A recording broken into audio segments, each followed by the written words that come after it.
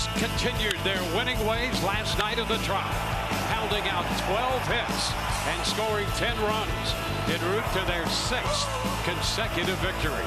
And tonight, lefty Ryan Yarbrough takes the hill against the former Cy Young Award winner Rick Porcello.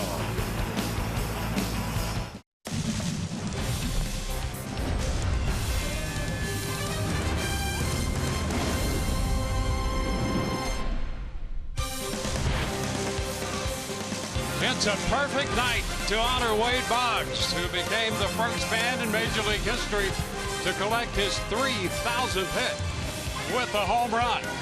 And tonight the Rays will take on the Red Sox in Game 2 of their 3-game series inside Tropicana Field. Hi again, everyone. Welcome to an evening of Rays baseball with Brian Anderson, Dwayne Stats. Great to have you aboard. Rays big winners last night. They scored 10 runs. They've won 6 in a row. And BA, usually when you talk about this team and its success, you're talking about pitching. That's not true. All those hits last night, and lately it's been led by the kid out at shortstop, Willie Adames. Listen, Willie the Kid, red hot. You know, he comes into this ball game tonight on a 5-game hitting streak, but even more impressive than that is the work that he has done in the month of August. How about the 362 average and the 430 on base? On top of that, the extra base hit is playing a factor. 5 home runs, 13 driven in. Right now, a guy oozing confidence, comfortable with his swing, comfortable with his plan at the plate. And oh, by the way, getting it done out in the field. That play last night, set your feet with a quick shuffle step and then go at your highest point and rip that ball back down. Outstanding all-around game for Willie Adames right now. Guess what? Another ball game, Dwayne. That means another opportunity for the Rays pitching staff to figure out Xander Bogaerts, because thus far they've not done it. 414 average, 15 extra base hits, and 16 driven in 16 games. This guy is handling everything the Rays have thrown at him, and guess what? Defensively, same thing. Great job of staying on your feet and getting that ball over there as quickly as possible. You got Kevin Kiermaier running. That's the only way you're going to make that play. That was A+ by Bogey. So the Rays and the Red Sox just moments away from the first pitch as we continue with Players Weekend. We'll get a further take on what's going on with the nicknames and everything else on Players Weekend with Michelle Margot.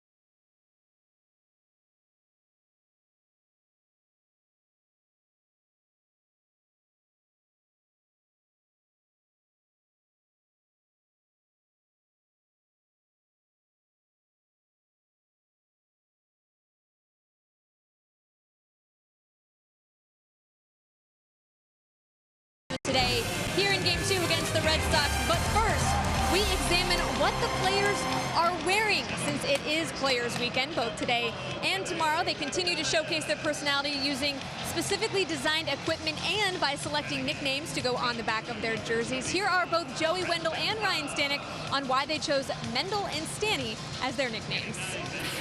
I think it was the first week of the season. MLB Network had the projected lineup for the Tampa Bay Rays, and I was listed as Joey Mendel. So it kind of took off, and everybody started calling me Mendel, and I figured I'd just own it. And I kind of had some options, though. I talked to Yarbrough about it. Like, we thought it'd be funny if I went with the opener and he went with the bulk guy. So we were going to do a play on our roles this year. And then Sergio actually wanted me to go by long hair Stanny Pants, because that's what he's been calling me for the past, I don't know, couple months. Well, when we come back, Ryan Yarbrough, a.k.a. Yarbitron, and the Rays look to keep it rolling in Game 2 of the series against the Boston Red Sox. The Rays will face Rick Porcello and the league-leading Red Sox. First pitch from Tropicana Field with Dwayne Stats and Brian Anderson. Next.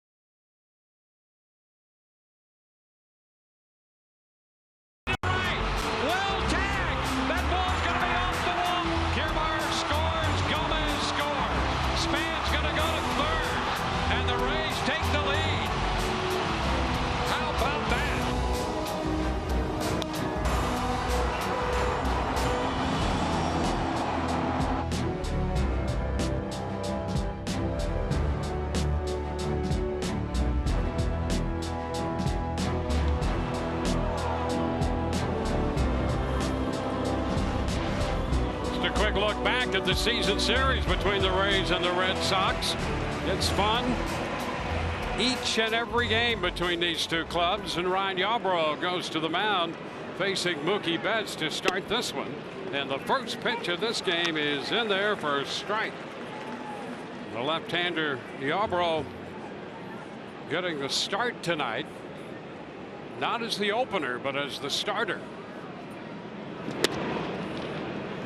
And the pitch is a little low, 1-1. But he still will work the bulk of the innings. He will. and that's ultimately his job. Do the bulk of the work.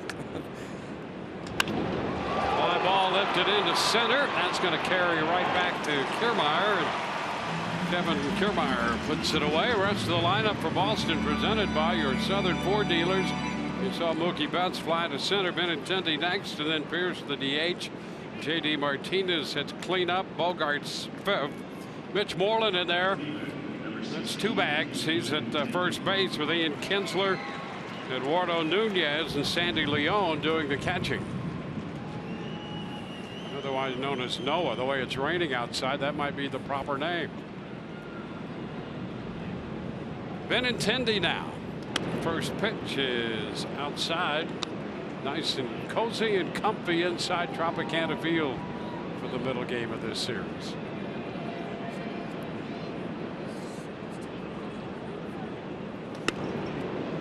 There's a strike. It's 1-1.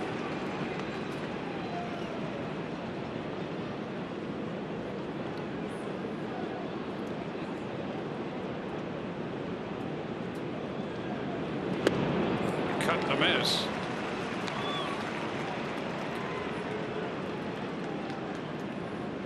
On the year against left-handed hitting, holding them to 205, and righties just 252. Not bad in any case.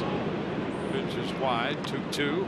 Well, you know what he does is mix his pitches very well. You know, when you think about Ryan Yarbrough against lefties, he's going to feature the fastball, the slider, and the cutter, and using them all at a similar percent. So he really keeps these guys guessing. Does the same thing with righties, but does it. Strikeout of Benintendi. 2 up, 2 down. Let's take a quick look at the scouting report on Ryan Yarbrough. Number 1, right place, right time. If you think about him, he's got 12 wins on the season. 10 of them have come in relief, where he is doing the bulk of the innings coming in after the opener. Now, granted, you have to pitch very well, and he has done that. But racking up those 12 wins, 10 coming in relief, and then cutter deluxe. This is a big reason for his success. The cutter away to the lefties, the cutter in on the righties, and how it opens up the other side of the plate for him. We've already seen him, you know, the fly ball to center field from Mookie Betts was on a cutter that got in on him a little bit. Big pitch for Ryan. Want to know the count on Steve Pierce? This one drops a little bit low. 2-0.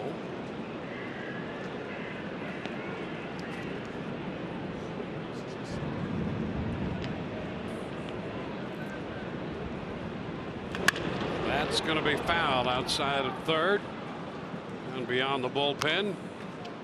Let's take a quick look at the Rays defense and see how it's going to line up here tonight. Brought to you by Gold and Diamond Source. In the outfield left to right, we've got Fantastic, the Outlaw, and Lau. And then across that infield third to first, Duffman, the Kid, Mendel, and Big Fella with Mikey behind the plate.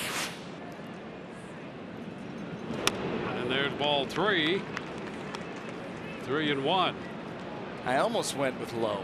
I mean, just to you know, mix it up for him. There's that thank you patch on the right sleeve of Ryan Yarbrough. My family. High fly ball down the left side. That's a foul ball. Bam over, and it's going to be out of play. And a big hop up into the seats.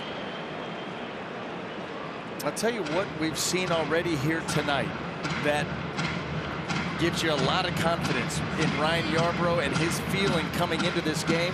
You know, getting a chance to start, he's got that quick pace again. You know, we saw for a time where he slowed some things down a little bit. You know, the last time he was interviewed, he talked about picking up the tempo, and we're seeing that tempo here tonight. That means you're confident in what you're doing, you're confident in the game plan. Now let's go to battle. Yeah, and I think that's a great advantage for a pitcher when he can do that. No reason to give a hitter any time to think more than you have to. 3-2, and another shot down the left side beyond the bullpen, and that skips up into the seats.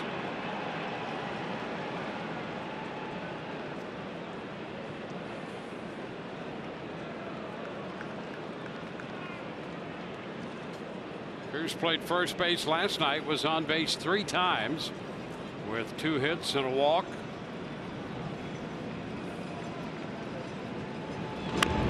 Number, that's a fair ball for Yarbrough, and the throw to first grabbed by C.J. Crone to retire the side.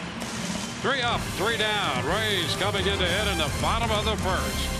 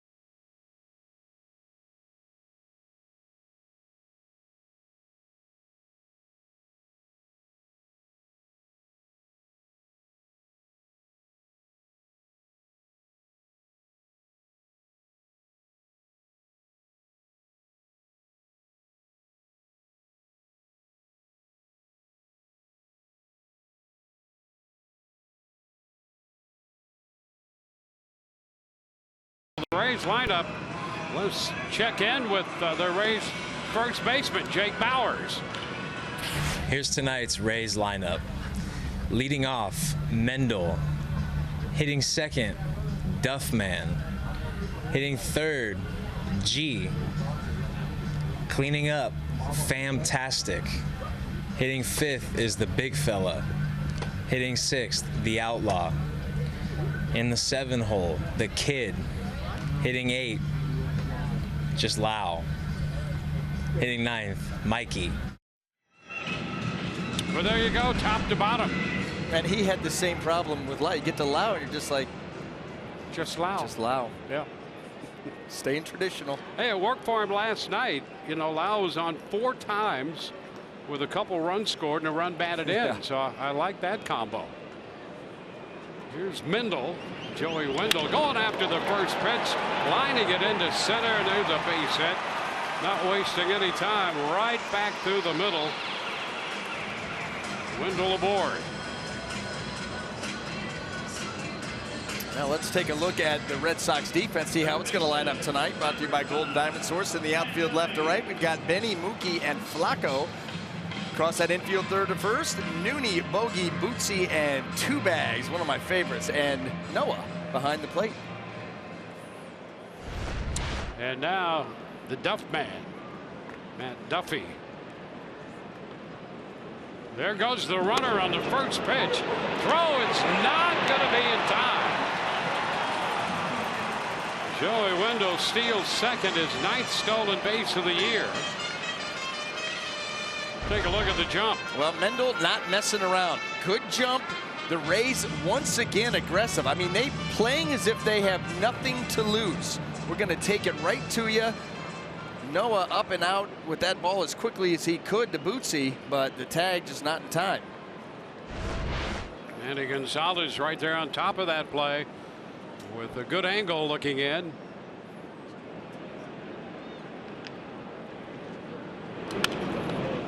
Pitch is fouled back. 0-2.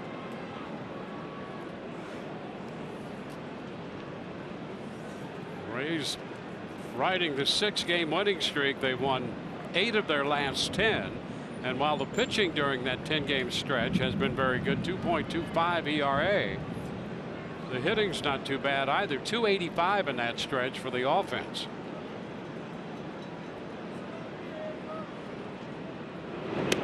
You know what that's going to do? You're hitting 285 over that span of time. You just work a few walks. That's going to give you opportunities. That's all that is. Those are base runners. Base runners, you get 2 or 3 of those in the course of an inning, and then all of a sudden you're able to create an inning, which is big for this team. Score a run or 2 and build from there. Duffy trying to get the man home from second base. Joey Wendell takes a pitch upstairs, 2-2 the count. Ooh, 2-2 right there on his number, 22. That's Porcello. Yeah.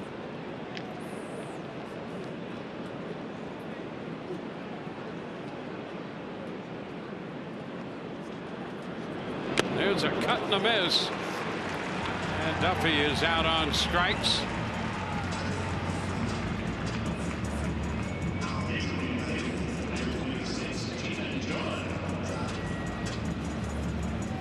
So one away with Wendell at second.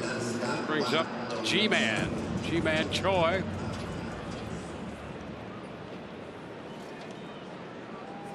Yeah, he kept it simple on his uniform. Just went with G. Just G. Got to be a good story behind that. Maybe Michelle. She's probably on it already. One strike to count.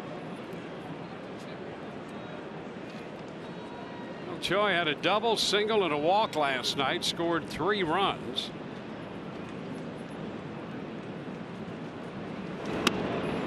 Takes that pitch upstairs. Fastball that stayed up.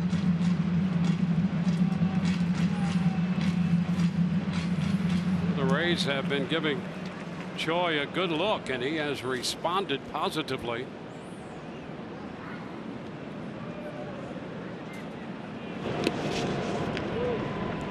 Now 2-1. Boy, he has had that knack of getting the barrel of the bat to the baseball. You know, even on the outs, he hits the ball hard more often than not.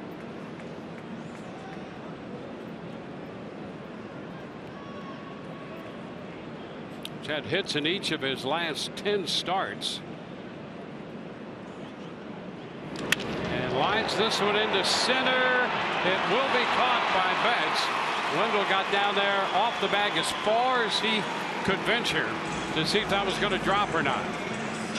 Yeah, that's a tough read for a guy like Mendel, but Mookie Betts, you know, he let Mendel's ball drop in front of him to start off the game. Didn't play it very aggressively at all, and probably for good reason. This one, he said, I'm going to get it. I am going to get it, not going to let these guys have a big inning. And there's Joey. And then a quick retreat.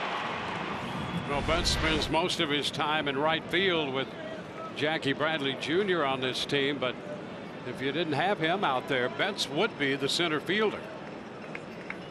Not a bad backup. No, not at all. Jeez. Riches. There's Tommy Pham back in the lineup. He's making a quick return. The fact that he is back is simply fantastic. Hitting .244 over the National League with the Cardinals, 14 home runs. That's a great jersey. When this is all said and done, to put up on the wall in the den or the office.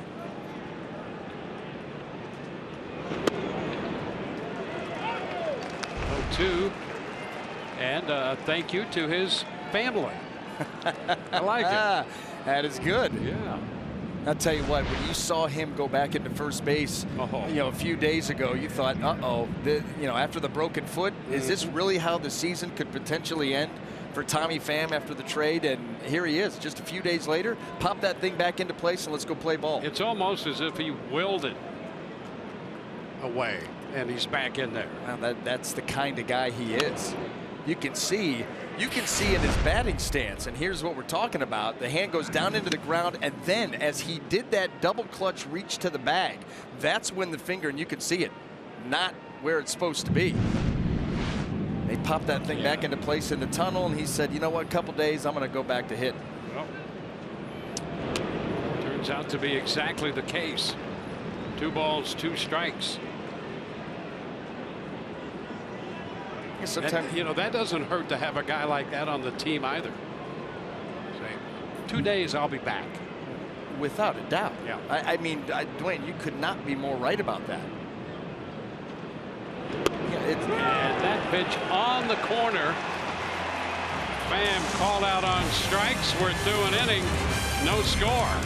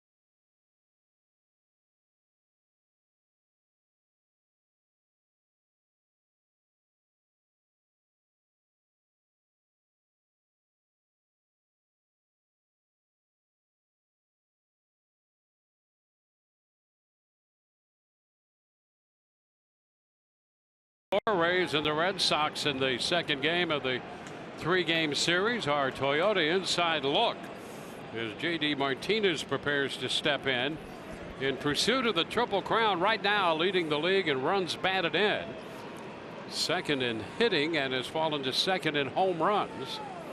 But he is closer to his teammate Mookie Betts in the batting average department. There's a strike to Martinez. And as we talked last night about the potential MVP, if he wins it, you almost think he has to win the Triple Crown. Yes, just because of the lack of regular playing time in the field, or even so, the lack of being an elite defender. There's a base hit into left center. Pham over to cut it off. Martinez going to dig for 2, and he is in there with a double. Martinez leaving nothing at the plate after making contact there, thinking a potential double all the way. This is a ball club, Dwayne, that's lost 4 of their last 6 games, and he right there is looking to get a spark going. J.D. Martinez, ground ball back. This is a Kevin Kiermaier move, not a J.D. Martinez move. But he was thinking 2 the entire way and got in there. Yeah, he was working hard to pick up his 35th double. And speaking of doubles, Xander Bogaerts is coming up now, and this guy has been a hitting machine against the Rays. Second in the league in doubles with 38. That's just par for the course for him in the season series against the Rays. Takes a first pitch strike. Thrive inside the numbers we go. Bogaerts 16 games, 15 extra base hits against the Rays, 16 runs batted in, hitting .414. That's up the left side, foul toward the bullpen. And that right there, that's the pitch that we're talking about. Yarbrough gets that cutter in. Good contact made by Bogaerts, but if you get that pitch to the right spot, not going to be able to keep it fair if you hit it hard. And so that pitch, you get a hitter pulling his hands through like that, then all of a sudden that opens up the outer half as the game moves on. This lineup, that they are well aware of Yarbrough's cutter, but knowing about it, being able to do something about it, different thing. Yeah, tough to stay inside that.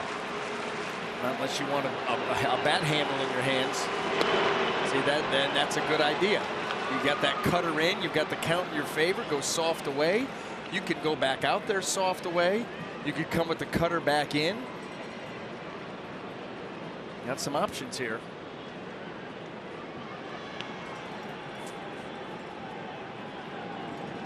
One, 2.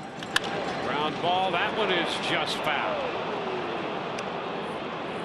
Bogaerts taking a shot up the left field line, as he so often does. And Angel Hernandez, the crew chief, right there on the call. Well, he did try to come back in with a cutter. Bogaerts did get the barrel to it, but again, couldn't keep it fair.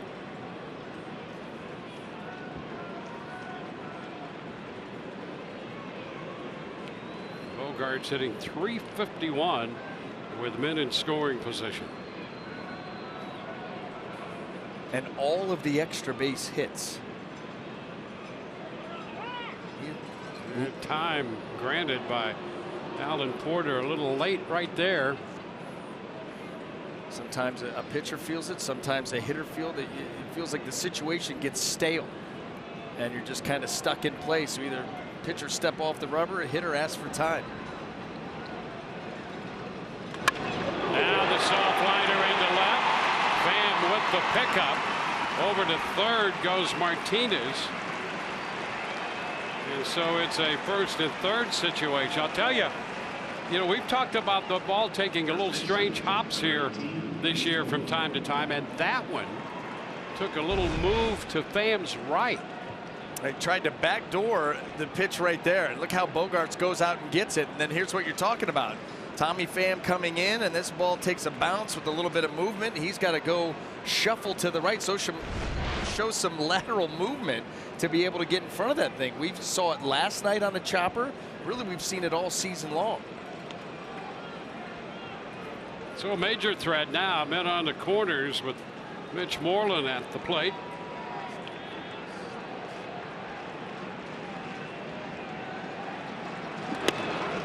It's down and in. On a 259 average.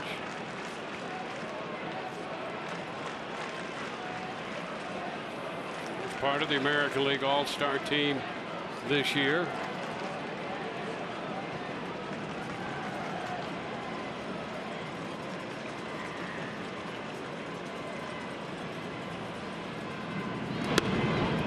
Again, 2-0.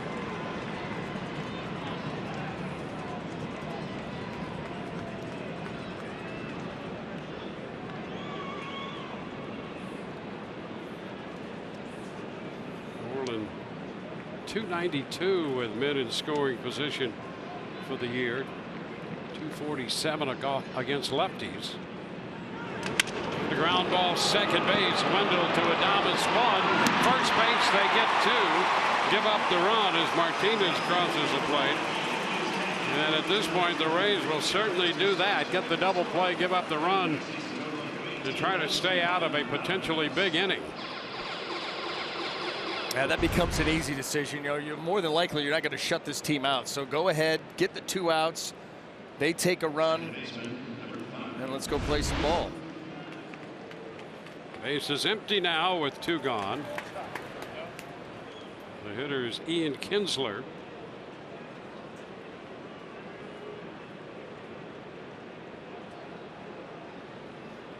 Kinsler has faced Yarbrough before.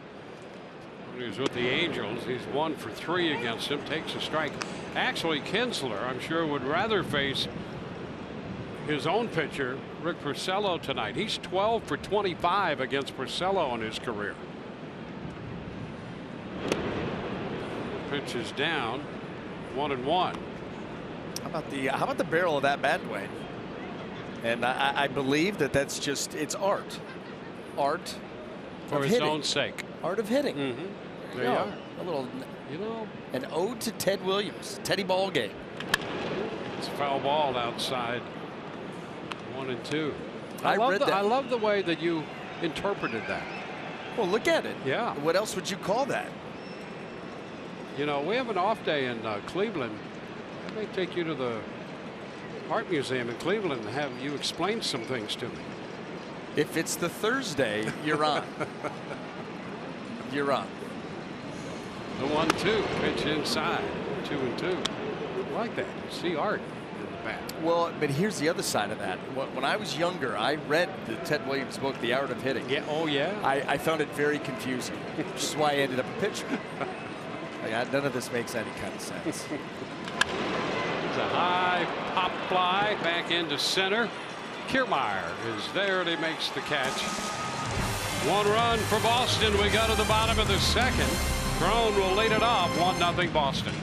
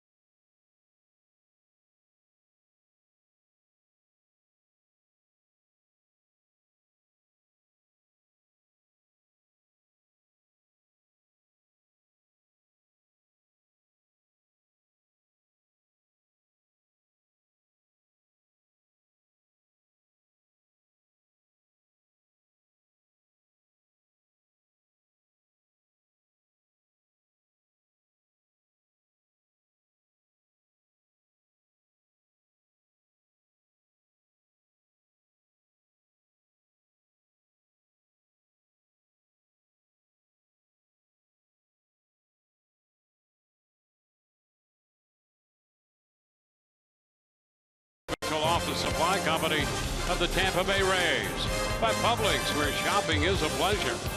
And by Geico, 15 minutes could save you 15% or more on car insurance. First pitch, a strike to C.J. Cron. There's quite a line there for Wade Boggs, who was at the ballpark throughout the first pitch. Signed a lot of autographs. Nunez down at third with the pickup and the throw to first. Cron is out of there. And Wade going out the first pitch here tonight. And he switched it up a little bit, Dwayne. He switched it up a little bit. He went knuckleball. Got the guy chasing. Well, he spent some time on the mound during his playing career. See Jake Bauer, the task of catching that knuckleball. And his number 12 in a Devil Rays uniform, retired here. Kevin Kiermaier pops it up third base side. Nunez overran it. Wow. He got up against the stands and the ball falls behind him.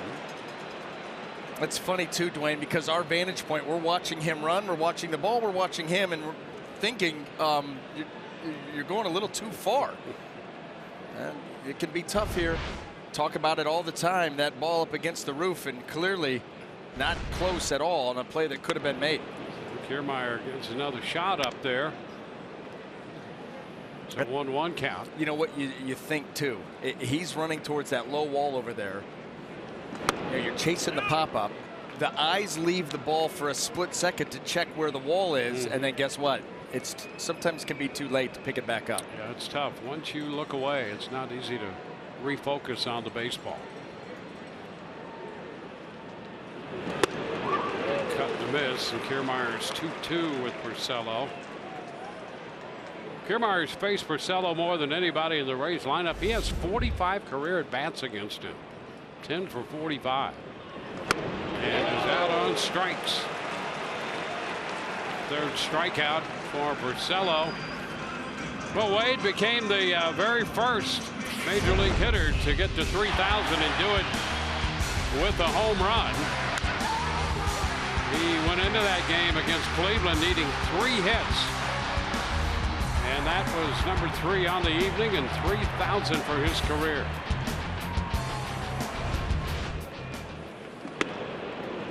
But he said that his trip around the bases was organic, nothing pre-planned. You know, because there was some antics around, and then there was the kissing of home plate. None of that he had ever thought about doing. It just, you know, the moment takes you over. He hit it off a lefty.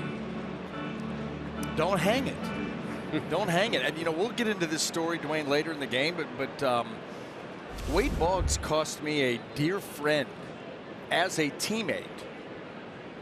We don't have time to get into it now, but it's a little tease for later. Right, but it's a good story, and it's all Wade Boggs' fault. Well, I'll stay tuned for it. There's strike 3 call on Adames. A 1-2-3 inning there for Porcello. Players weekend, and Wade in the spirit with Chicken Man 3000.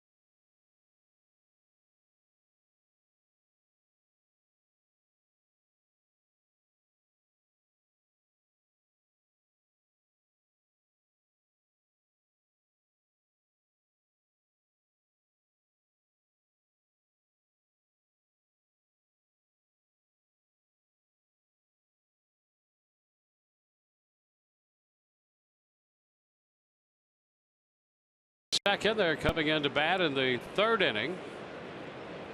Eduardo Nunez leading off against the Rays lefty. Ryan Yarborough misses upstairs. 15 pitches in each of the first 2 innings for Yarborough.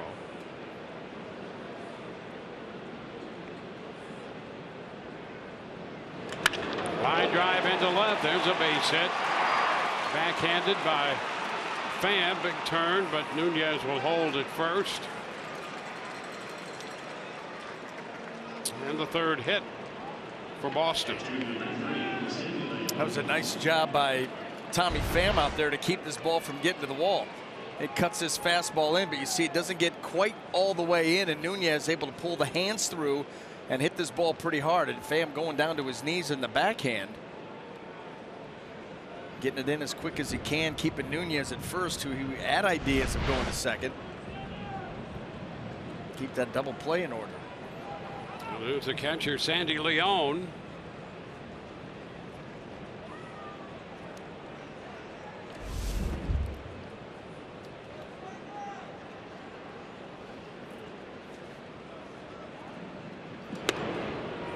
Which is down.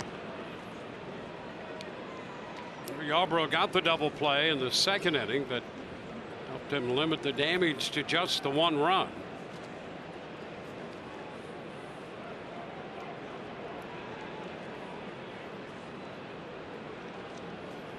A pop up right side headed toward foul ground, and that ball's going to drop in among Lau, Wendell, and Crone. Crone from the beginning seemed to be closing in on it, maybe the closest, but boy, that's a tough angle. And so it's just a foul ball, and the count is 1-1. A lot of ground to cover there by Lau and Wendell.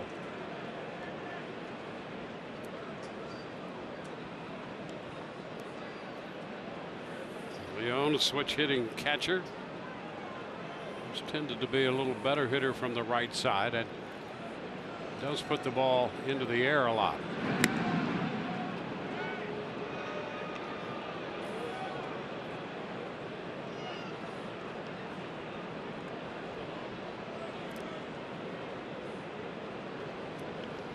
Nunez 7 of 9 running.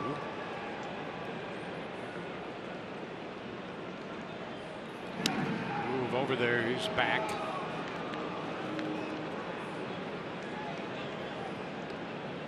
His first base coach, Tom Goodwin, could steal a base in his playing days. He stole 66 bases one year with Kansas City. Popped up, foul ball, that's headed back. It's going to be on the out of play side of the screen, a couple rows back. Perez all the way back, but no chance.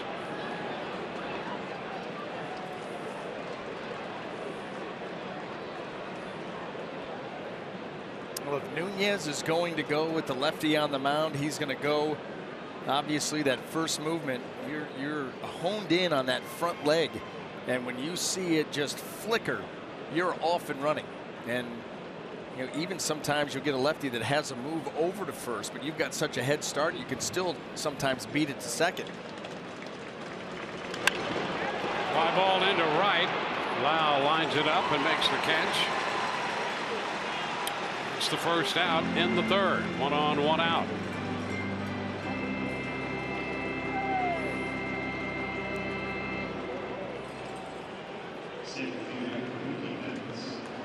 And we go back to the top of the order. Mookie Betts.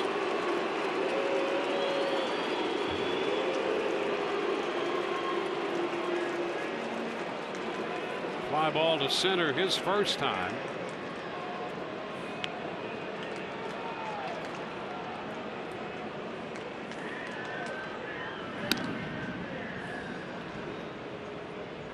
Been out of character for Betts, but he's had a slow week. Came into this one over the last 8 games hitting under 180. As much as the Rays have seen him and watch him swing the bat, you think that's impossible. Yeah, that's front page. That's headlines. Strike one. Well, the one thing that really jumps out at you, and during the course of a 162 game season, you're going to have your uptime and you're going to have some downslide, everything else. But this guy has been so consistent year in and year out, that when you do hit one of those stretches and you're playing him at the time, you're like, how's that possible? Every time we see him, the guy is on point. Ground ball shortstop. Adamas Wendell prone to a double play. 6-4-3. No, safe at first. He beat it out, which is not all that uncommon. No, he did a great job of getting out of the box, and it got a little bit sloppy out there at second base. Watch the feed here to Joey Wendell. It doesn't allow him to really step into the throw. It's low, and he just flips it over there. Can't step into it, doesn't get enough on it. And this is the other part of that equation. The guy hustling down the line all the way. Yeah, and any chance they had, that low feed messed that up. So they get Nunez, 2 outs with Betts at first. Benintendi fouls it out of play.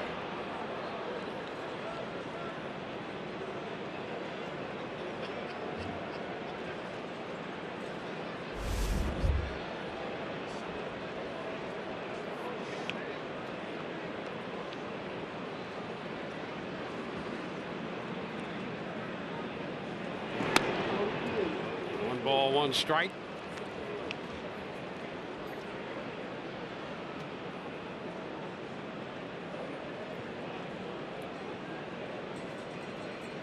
Benintendi,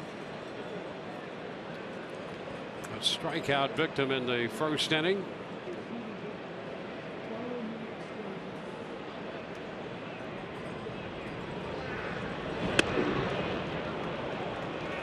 Two and one.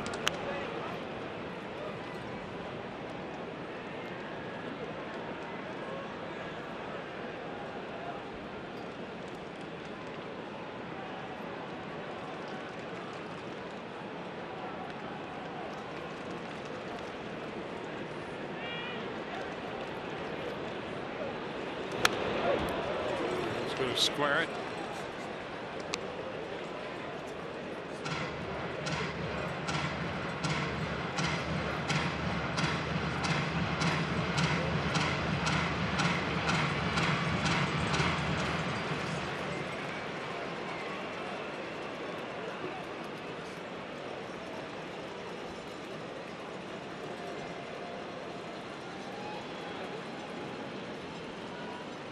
Runner goes. The pitch is a ball thrown down, and that's a stolen base.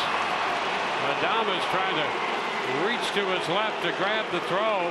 Could not come up with it cleanly. And Betts has his 25th stolen base of the year. Well, Yarbrough trying to be as quick to the plate as he can. Here comes the breaking ball. Perez has to go out and get it wide, but then comes up gunning.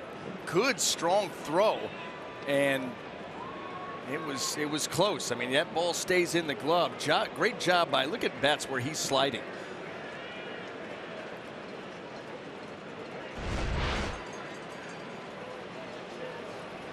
A 3-2 to Benintendi, and he got him. He struck him out. Late swing there, and we go to the bottom of the third. 1-0 Boston.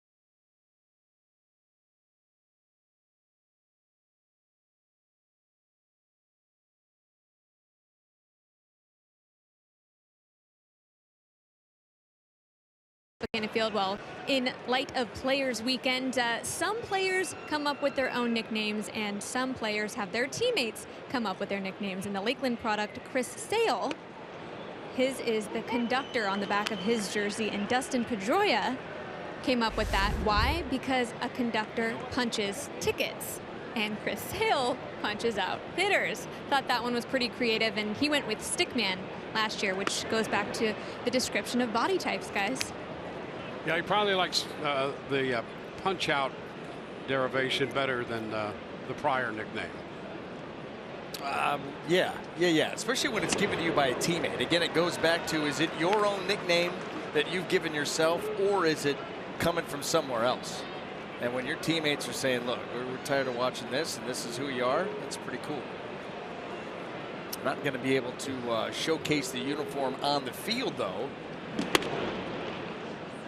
Yeah, a couple guys on the shelf there. Yep. Stephen Wright, the knuckleballer, and the big lefty. And boy, the Red Sox being cautious with Chris Sale. As well they should be. Second time having, some shoulder issues, fatigue, soreness, weakness, whatever it may be. But, you need this guy. Those numbers, how about that? An ERA of under 2, 12-4, tons of strikeouts. Was on a masterful run before he went on the disabled list. A 3-2 count on Lau as he fouls it away. I'll tell you what, he kind of sets the tone, too, for a pitching staff. All business out there. He doesn't just want to get you out, wants to embarrass you almost. You get that feeling. He just wants to tear you up. And a nice at bat. Lau draws the walk. A leadoff walk, and the Rays get a base runner. Yeah, and the Red Sox, they've had this runaway year. Of course, the Yankees won today. And so the lead right now is 8 games. It's 7 in the loss column. But the Red Sox are well aware that they're pitching. I mean, Sale has to be the guy. Now Perez puts the pitch down and in. And we talked about it the other night. You get all those teams that win all those games during the regular season. Somehow it doesn't carry through into the postseason.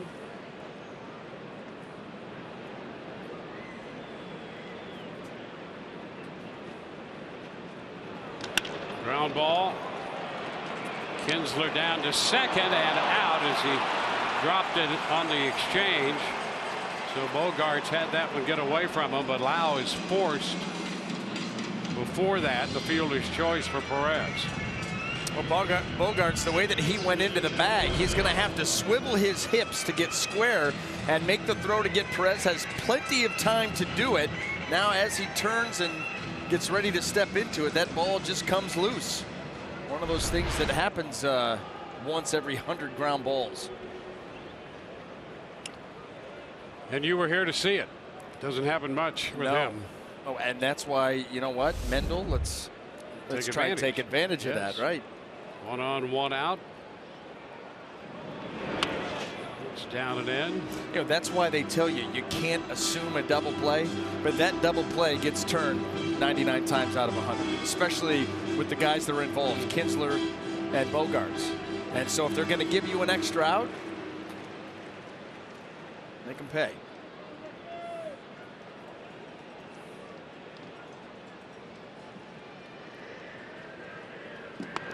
Close there. Got out of there. 2-0. Fastball up and in.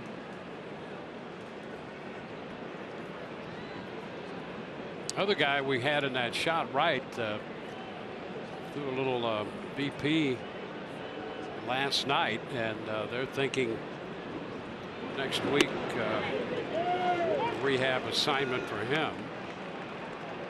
2-1. And they're kind of waiting to see what they do with Chris Sale.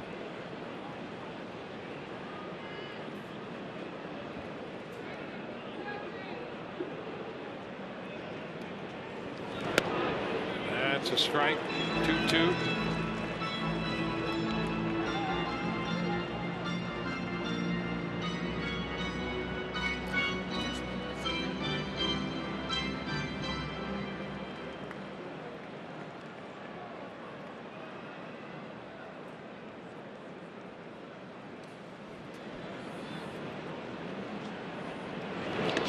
Around his feet, snap throw to first, and back in down there is Perez. Count goes to 3-2 on Wendell.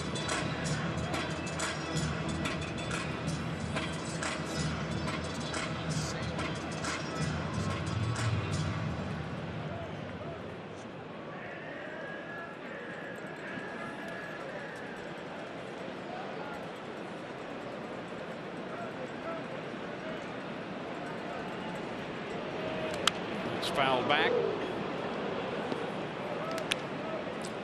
And the Red Sox were talking about those two pitchers. They're trying to be very cautious with Chris Sale. There was a fall off at the end last year, and now a couple of trips to the DL, so they are going to be very cautious because everything will ride on that left arm. In October. In October. And that's when they're going to need it. Runner goes. The pitch is down. That's ball 4. So Perez moves up to second on ball 4. He was running, called out there just in case it wasn't ball 4, but it is. And so the Rays have 2 men on. Yeah, that's a sick feeling if you're Ventidos out on the mound, because you realize if I just don't throw a ball right there, I got an out. And instead, you end up walking another hitter on a pitch that just missed. And yeah, if that's a strike, it's a strike him out, throw him out, double play. You're in the dugout now. Now it's 2 men on, 1 out. You get to face Matt Duffy after a double play that more than likely is turned. Not this time. I don't know the count. Porcello, 2 of his last 3 starts have not gone well. He had a start against Toronto. He gave up 7 earned in 4 innings, and then a good one against the Phillies in Philadelphia, 1 earned in 7. And then Cleveland, his last time out, went 7 innings, but gave up 5 earned runs and took the loss in that one. It's been a mixed bag. 2 balls, no strikes. Duffy came into the game with 7 hits and 18 at bats against Porcello. And the G-Man is on deck. G-Man Choi.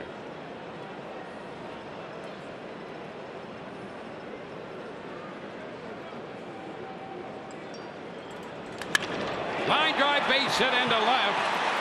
Perez will stop at third. Bases are going to be loaded. Benintendi was not that deep in left, and he got there in a hurry. Bases are loaded with 1 out for Choi. Boy, it certainly looks like the Rays are itching to take advantage of the Boston mistakes, whether it's the walks, whether it's the double play not turned, whether it's the fastball right out over the plate belt high that gets roped into left, and they are in business.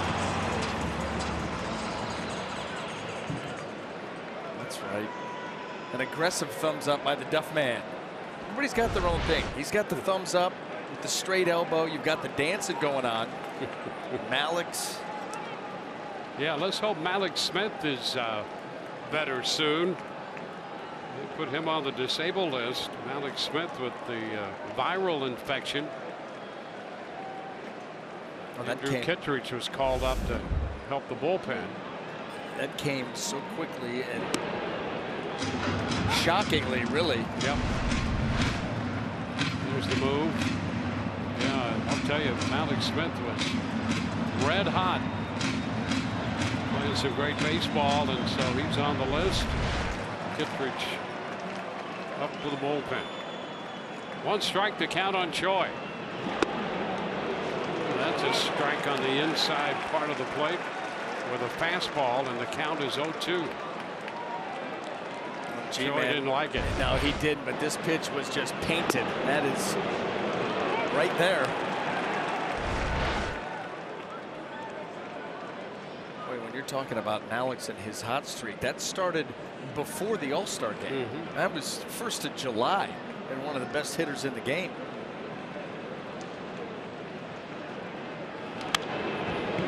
Fastball foul back. Yeah, you'd like to see that one again. You know, they wanted that pitch up and away. You could see the setup of Leon and where Porcello was going to try and go, and he left it middle and hittable. Lucky that that was just fouled off.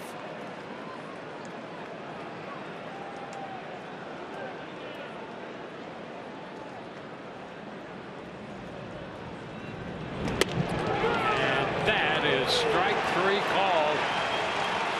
Choi caught looking, 2 gone.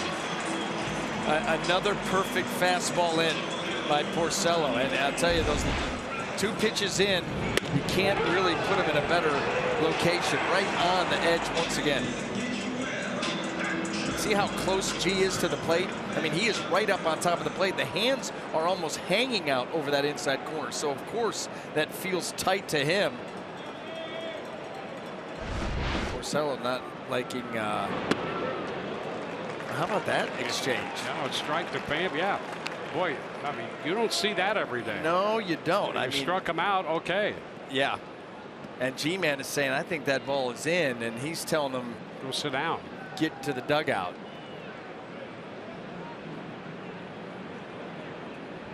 We've gone back in time.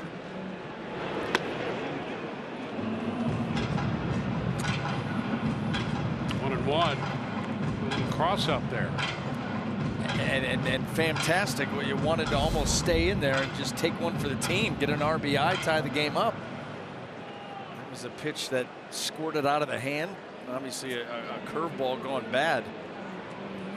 1 and 1 the count on Pham.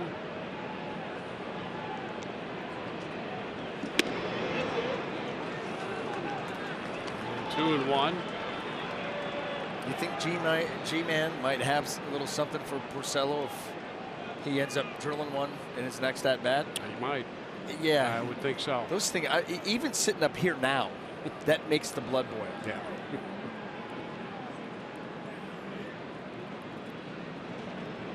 The foul ball back. 2 and 2.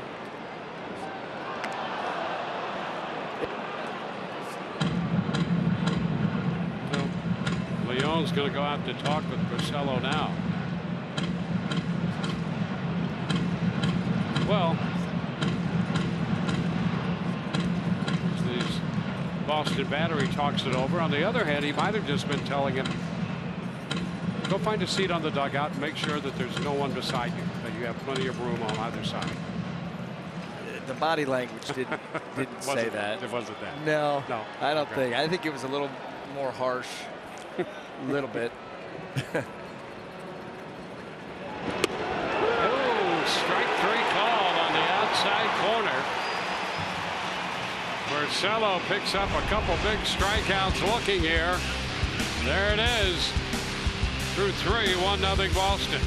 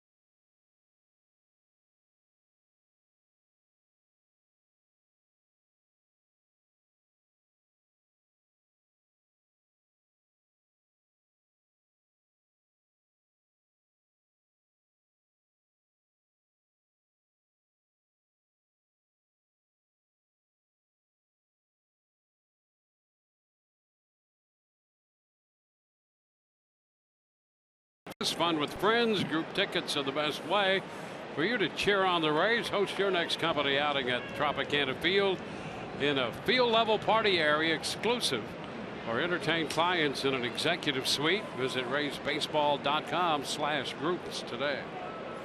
Steve Pearce will open the fourth. Pitch away from Ryan Yarbrough. Pearce, Martinez, and Bogaerts.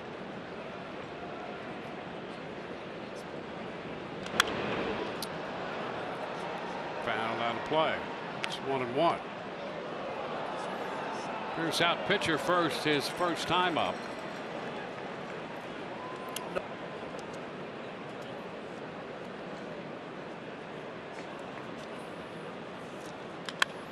Fly ball, left center. Kiermaier's right there. He'll be out number 1. All right, Dwayne, we're going to circle back to the Wade Boggs story. I want to get to this. Story. Yeah, the Wade Boggs story. Okay, so growing up, you know, close to Cleveland, Indians fan, Julio Franco was a hot-shot shortstop for the Indians. Came up in '82, and so he was a favorite. He played until he was about 82. Yes, he did, and he factors heavily into this story. So he was my grandmother's favorite. She called him Julio. She loved Julio Franco, and so grew up loving Julio Franco. Well, fast forward to 1996, and now I'm on Julio Franco's team. I'm with the Indians in spring training. And I'm on the mound, and Wade Boggs comes to the plate. And I throw Wade Boggs a fastball down and away, and he shoots the hole on the right side into right field, base hit. Okay? So Wade Boggs is on first base, and Julio Franco at that point, later in his career, transitioning, not a shortstop anymore by any stretch, they're working him out at first base. So he's over at first base. Wade Boggs is on first. After the hit, Wade Boggs is like, you know what, my day's done. Probably my second, third hit of the day. I'm coming out. Andy Fox comes in to pinch run. And I'm standing out on the mound saying, I got a pretty good pickoff move from the left side. New guy coming in, I'm just going to pick him off. This guy has no idea what's coming in. He's probably not even loose. As soon as he leads off, I'm picking him off. Andy Fox takes his lead. I come set, pick the leg up, pick up home. Uh-oh, I'm going over to first with the pickoff. As soon as I let go of the ball, I see the pinstripes moving towards second. So Andy Fox is taking a secondary lead. I know that I've got him picked. And then I pick up the baseball to make sure it's on target. And as I pick up the baseball, all I see is Julio Franco, who was here. He's now coming in to home plate because I picked him off too. And I hit him right in the side of the neck. Right in the neck. Ball shoots into right field. He never spoke to me again. He never spoke to me again. And my grandmother was devastated. And it was Wade Boggs' fault for coming out of the game. And the liner fair into the left field corner. J.D. Martinez has his second double of the night. It came after Pearce had gone out to center field, left center with the fly ball, and now Martinez at second. You know, you make friends easily. I did. I lost it though because I neckballed him. You know, if Wade stays in, I'm probably trying to pick off Wade. I'm going to try to get the next guy. But the pinch runner, like, dude, you're walking right into. You're a docile giraffe being led to slaughter. That's right. And so I'm going to go ahead and pick him off. And the problem was Julio Franco not playing a lot of first base. It picked him off too, and the ball hit him in the side of the neck, and it ended our friendship. Devastated the family. It was a strike to Bogaerts.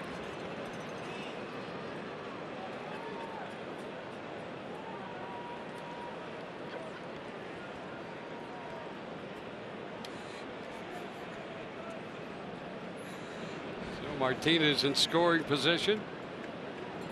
A little tap to third, glove by Duffy. An accurate throw right across the diamond to Crone. 2 away.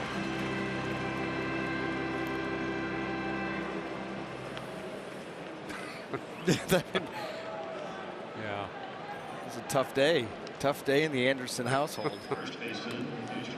How about your grandmother? Did she ever speak with you again for hitting Julio or Julio in the Franco. neck? And how about that? I mean, when he came up with the Indians, I was 10. I was 10. Then we're teammates. And by the way, he was still shredded. I mean, that guy was a monster. He went from that skinny shortstop to, he would just, in batting practice, he would hit line drive after line drive into right center, either one hop the wall, off the wall, over the wall, the other way. He had that unique batting stance, the hands high up over the head, the barrel of the bat pointing towards the pitcher. You wonder how he ever got it around to hit, but boy, did he. Moreland pops it up. Left side. That's Duffy in foul territory. The Red Sox are out in the fourth, leaving a man. 1-0 Boston.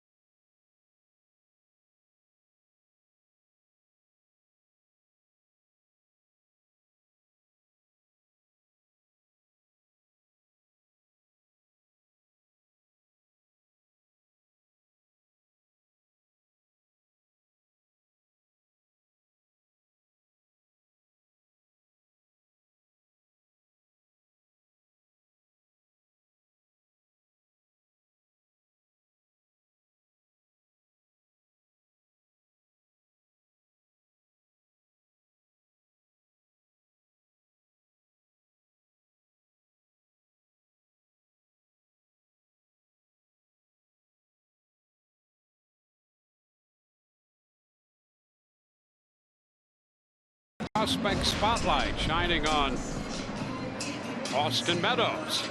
Figure we'll see him before the year is out. He's doing quite well with the Durham Bulls, coming over as part of the Archer deal. I've seen the big right-hander Tyler Glass now in action, and there's a hit by pitch. Crone hit by a breaking ball. So the Rays immediately have a base runner on the first pitch here in the bottom of the fourth inning. Well, big fella, he gets hit a lot. Rick Porcello, 22, he's going to probably hit that number by the end of the year of hit batters. That's what, number 12? 12? Yep. Yeah, but not traditional. A hanging breaking ball, probably the easiest that Crone has been hit all season long. Now Kevin Kiermaier.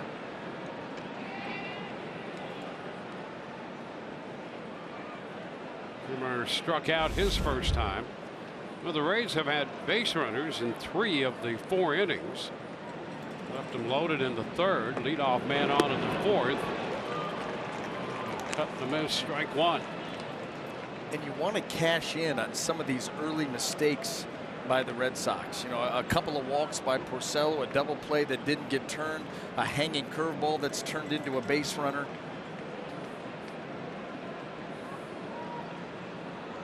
Now the bunt by Kiermaier. Porcello's going to go to first with the throw. Crone moves up to second base. It'll be a sacrifice.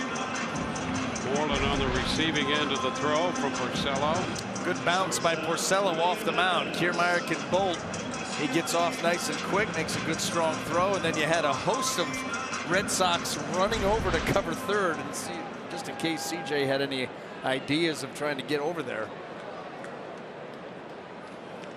Well, now the matchup between Porcello and Adames, who was called out on strikes on a pitch away in the second.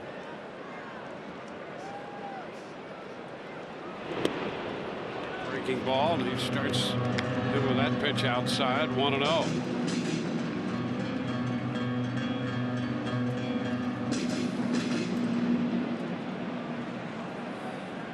Looking footwear there by Adames. Blinding. Oh, a strike on the outside corner. Is Alan Porter. Players Weekend, Dwayne. Yep. Personalize Anything everything. goes. Head to toe. Yep.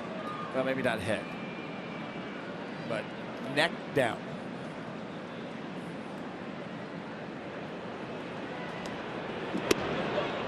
He shoots that corner again away from him. It's 1-2. Caught a little bit more of the plate with that one.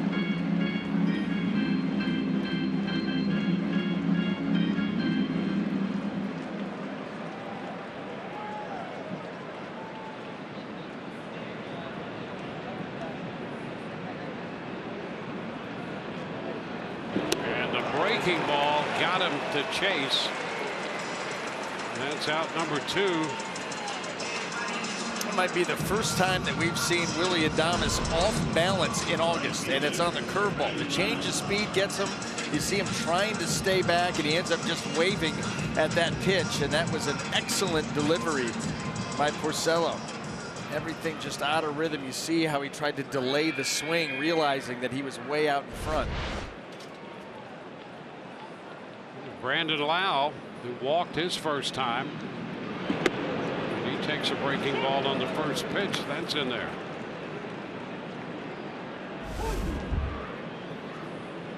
Now, Porcello has always had that curveball in his back pocket to drop into the mix.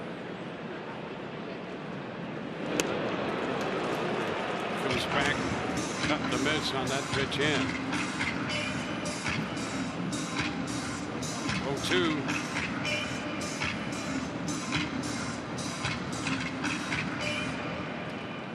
Michael Perez on deck.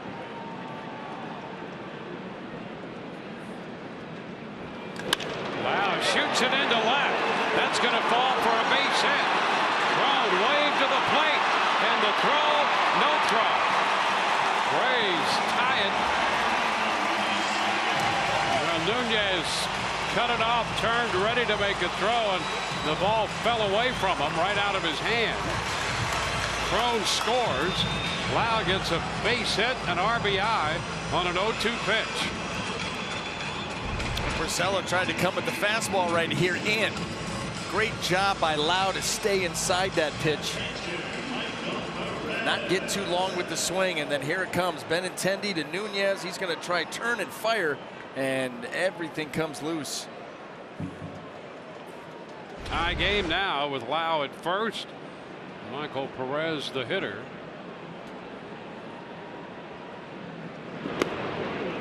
Pitch is down. Lau on base 4 times last night. And on base his first 2 times. 6 straight times on base for Brandon Lau. His base hit scoring C.J. Crone, who was hit by a pitch to start the inning. Rays managed to turn that into a run. Out and in. 2-0.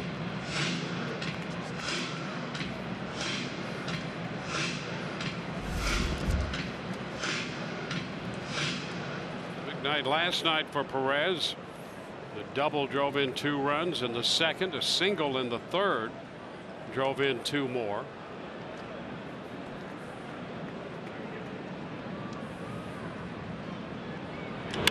And that's foul up the right side. 2-1. He came into that game with a homer and 4 runs batted in. 2 quick RBIs on the double in the second, 2 more in the third. He's had a 7-hit inning in the third, scored 5 times. All of that with 2 outs, by the way. Wouldn't end. It's 3-1 now on Perez.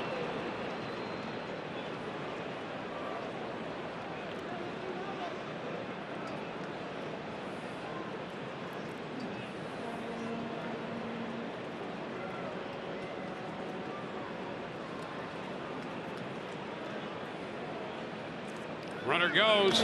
Pitch popped up on the left side. Nunez under it and makes makes the catch. He wasn't altogether sure, but managed to grab it.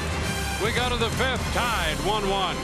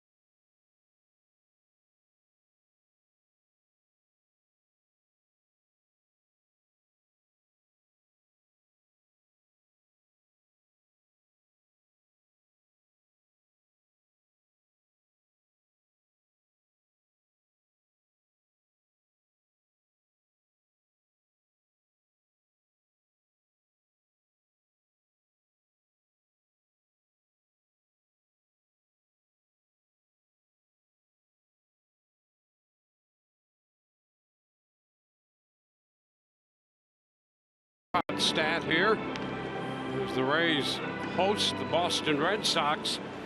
Tropicana Field has been a very friendly environment for the Rays since June the 11th. The Rays are 27-8 at home. Boston during that stretch 23-7. They've dominated at Fenway, and the Rays 27-8 at Tropicana Field. Overall 39-24 at home. We've been talking about that for a long time, that the Rays need to take Tropicana Field and make this their own personal little playground. Well, they've done that in that time frame. First pitch in the fifth, Kinsler takes it for a ball. Think about some of those, you know, the homestands, the one with the Nationals, the Astros, the Yankees, where they went 8-1. You know, this one they're 5-0 on a 7-gamer. Is Kinsler out in front, a little popper down the left side. That's going to carry foul. 1-1. Yeah, I think you're so right about that, about the Rays making this their place. Remember when Roger Craig took over as manager of the San Francisco Giants, when they still played at Candlestick? What a miserable place that was to play. And he turned that into a positive and used it as psychological warfare. Yeah. And had the Giants own playing there. And you've gotten to spend some time there. And I was fortunate enough, after going to the Diamondbacks our first 2 seasons, you know, we got to play in Candlestick, and you know, it was cold, always cold and damp with the concrete, and the you'd get that wind where they bring the clouds seemingly close enough you could reach up and touch them. Duffy taking care of the pop-up off the bat of Kinsler for the first half. And then, you know, then on top of that, you had the bleacher seating. Yeah. You had the long walk to the right field corner to get to the visiting locker room. Both clubhouses were down in that right field corner. Right. And so you're a starting pitcher and you're out there and you don't have a very good game. Well, now you got to get to the clubhouse. So in between innings, you got to make that walk of shame across the field. All the while, the fans are catcalling you. A few of their players visiting will remain nameless. Third base side, so it's as far away from the clubhouse as you can get. Yeah. Line drive and a base hit by Nunez into right. The only thing that was great was in 1999, winning the division at that ballpark and destroying that visiting clubhouse. Because by then they just didn't care anymore. That was the last year of the facility, of baseball anyway. And the next day, that place, the smells. Yeah, it was an interesting spot. You know, beautiful place out there, but when they enclosed it, and then the winds just really went crazy inside, swirling all over the place. Leon takes the pitch down, 1-0. It just felt bare bones. Yeah, bare bones. And you're right about the concrete, because it'd be cold, and the concrete would keep the cold all summer long. Everything. Everything.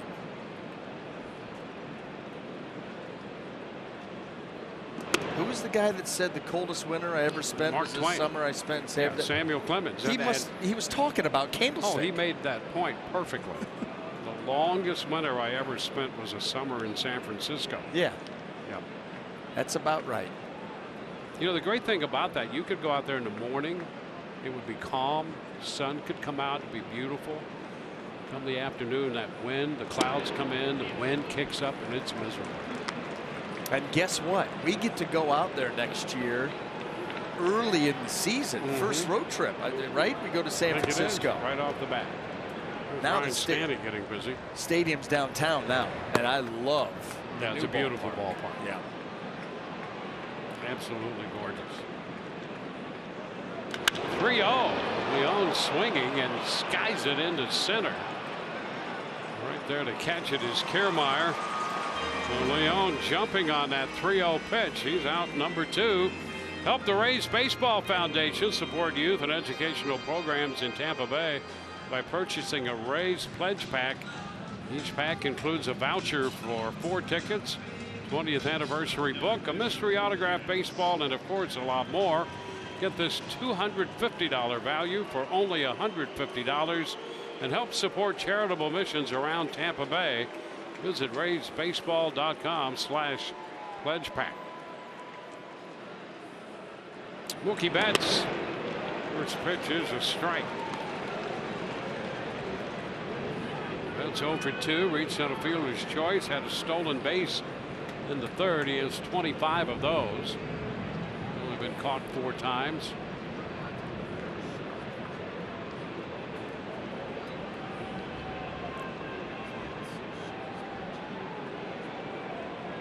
Pitch away, 1-1.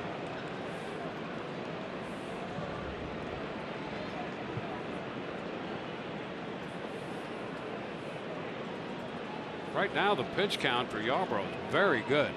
67 pitches, 2 outs into the 5th. Roller foul. Moves it to 1-2.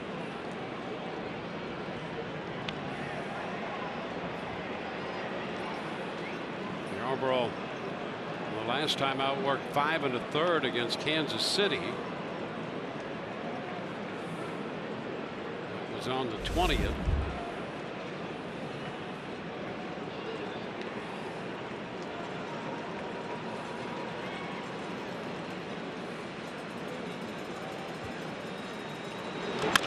Fly ball, right field, right center.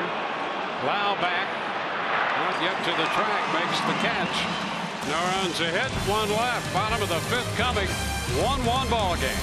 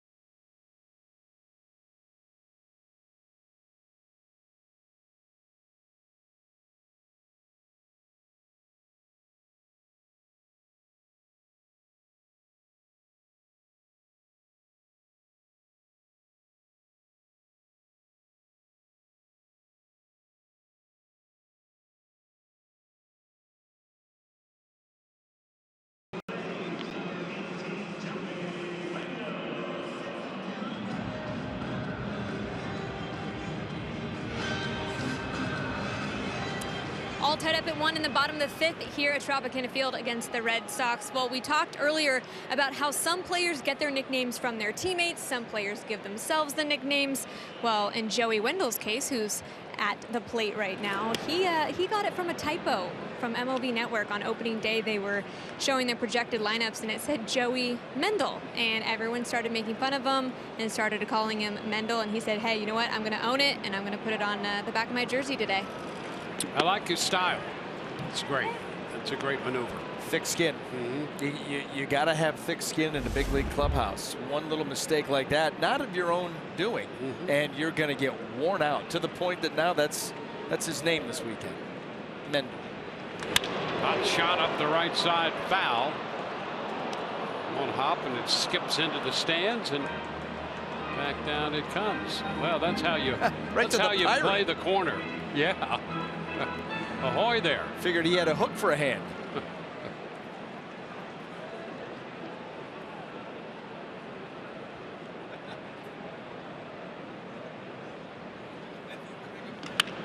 Base hit the other way.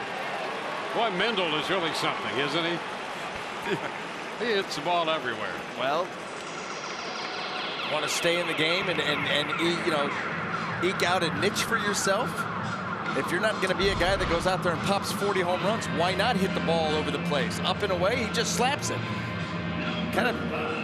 It's impressive that he was able to even get up to that pitch, but he did, and get the barrel to it. Good things can happen.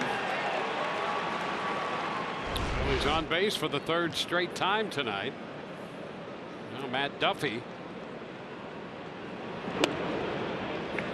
She's down. We saw in the 1st inning, Wendell not afraid to take off, picked up his 9th stolen base. Well, and with all these base runners the Rays have had, playing with that reckless abandon, why not try it again? I'm sure Porcello's going to keep his eye on him. That's a base hit shot through the middle. Wendell advances to 2nd. First 2 men on in the 5th inning. And it's time for G-Man. G-Man Choi coming up here, and you know he would love just to come up with a solid base knock here.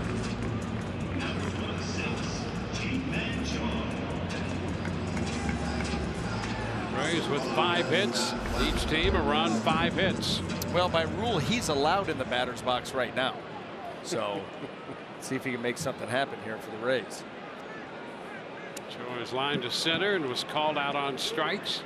Didn't like a couple pitches in that were strikes in the 3rd. Goes after this one and pops it up.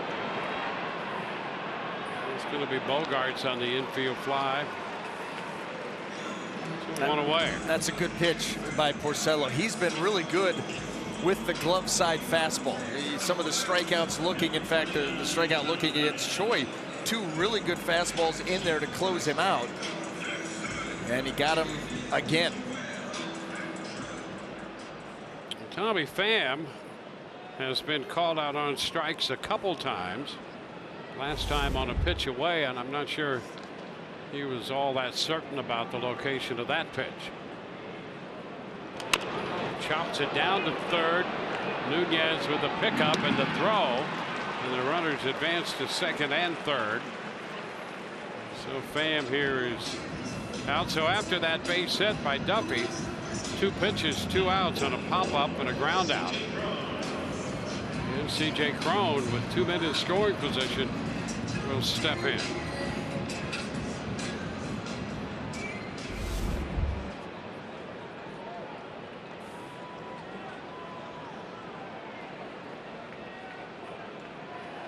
Embry up in the bullpen for Boston. Stanek's been throwing for the Rays.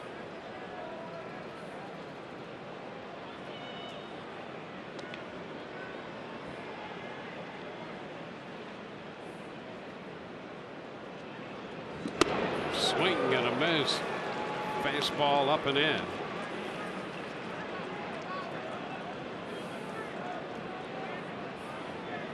Veteran right-hander Rick Porcello, 14-9 against the Rays in 27 starts.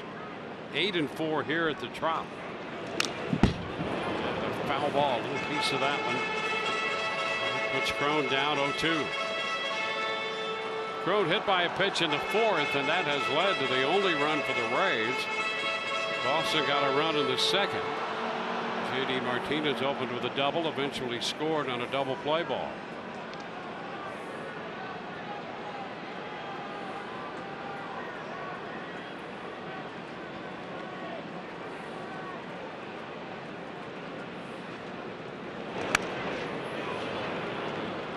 Cues it off the end of the bat.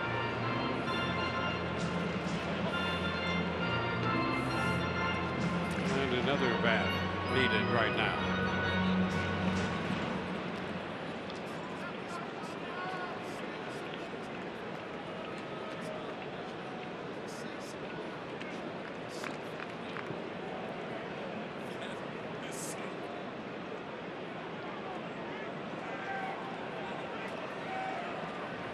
There's Ryan Stanek in the bullpen.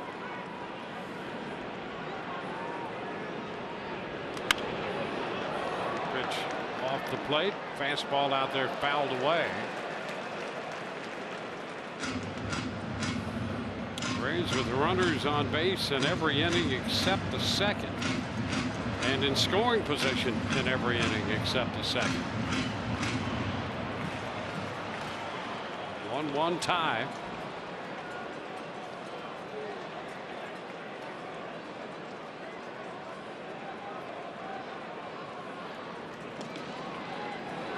Upstairs.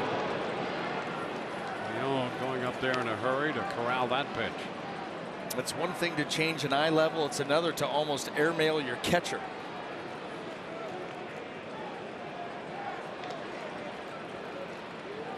Alex Cora. It's been quite a year in his first year managing this club. Getting off to a 17-2 start. Well, here we are in the bottom of the fifth in this tie game. Rays with men at second and third. They're 2 for 10 tonight with men in scoring position. Boston 1 out of 5. Up the right side. That will be a foul ball. Out of play.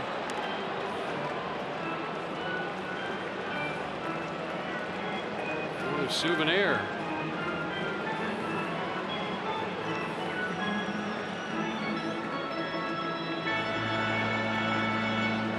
No crying either. No. Good sports. Dad said he was going to cut it in half.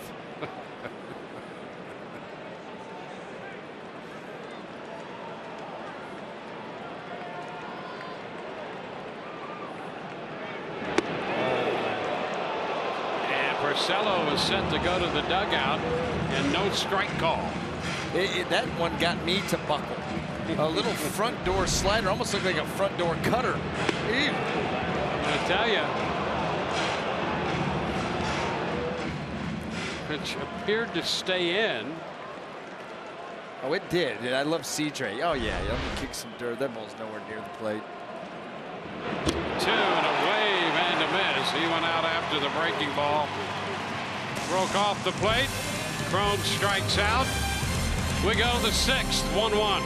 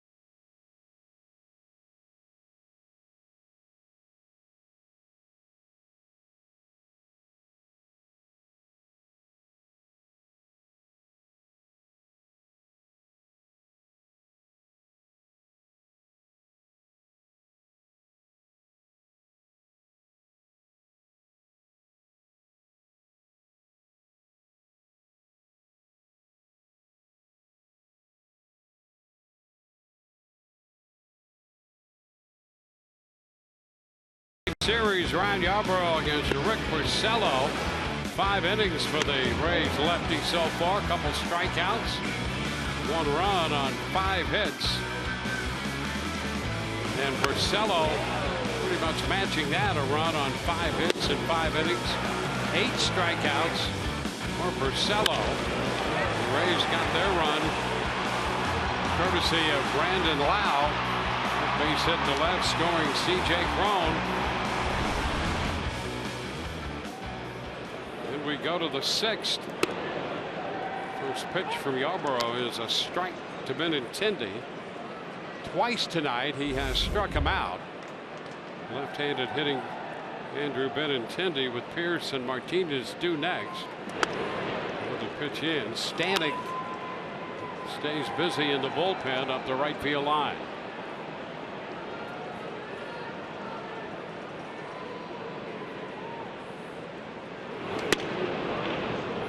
It's a strike at the top of the zone. 1-2.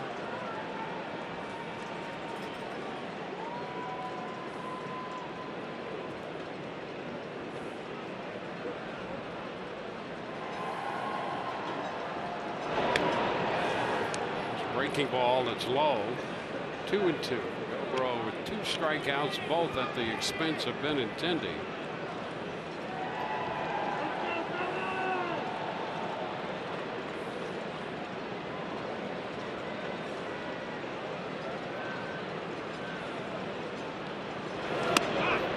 This is way up there. And it's a full count.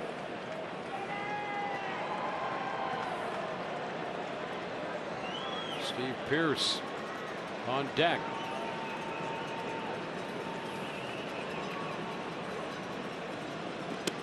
And after getting in front, Yarbrough loses Benintendi, and he's not happy with himself one bit after giving up the walk, and that's going to be it for Yarbrough. Pitching change coming. Call to the bullpen brought to you by the Florida Lottery.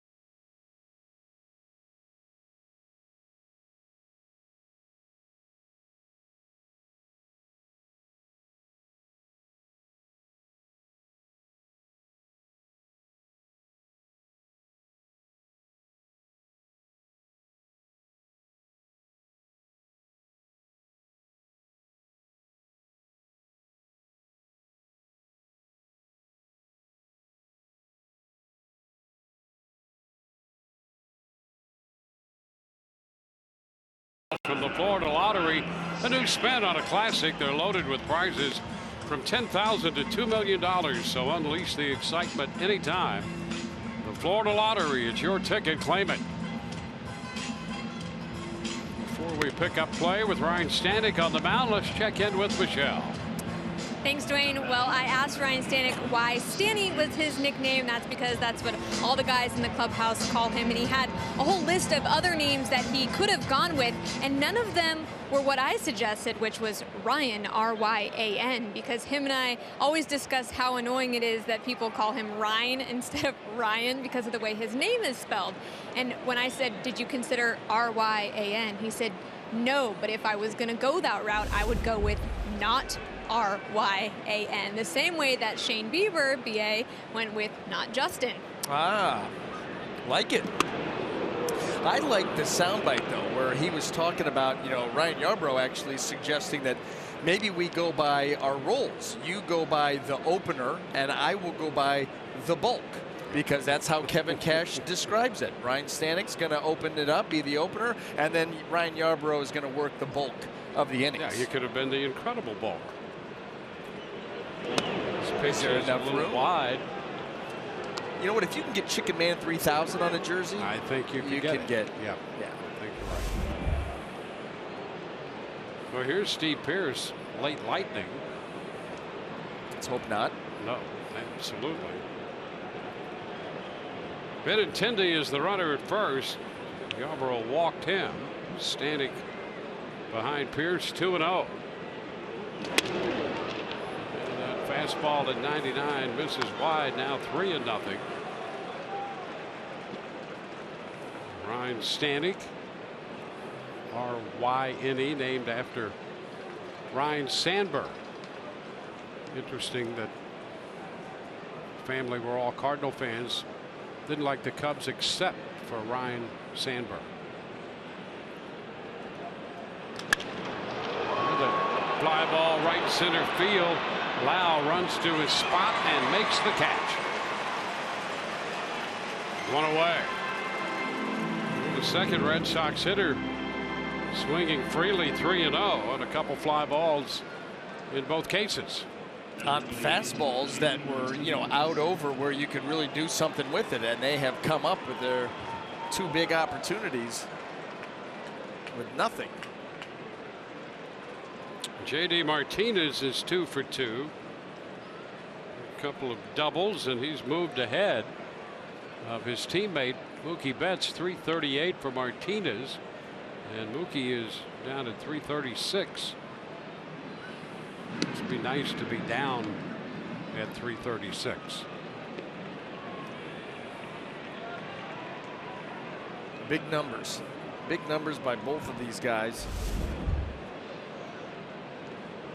And we've seen J.D. Martinez, who obviously has a ton of power. We've seen him shooting the ball the other way from time to time on tough pitches to handle. Pitches away, and with that in mind, look where Kiermaier's playing. Well, someone's got to back up Joey Wendell out there at second base, who's shading heavy up the middle, and Kevin Kiermaier almost to right center. Kiermaier, Wendell, we've seen J.D. Martinez go this way a couple of different times in this series. 1-0 to Martinez. 1-1 now. A shot of Adam Kolarek up in the bullpen. Up the right field side for the Rays. There he is.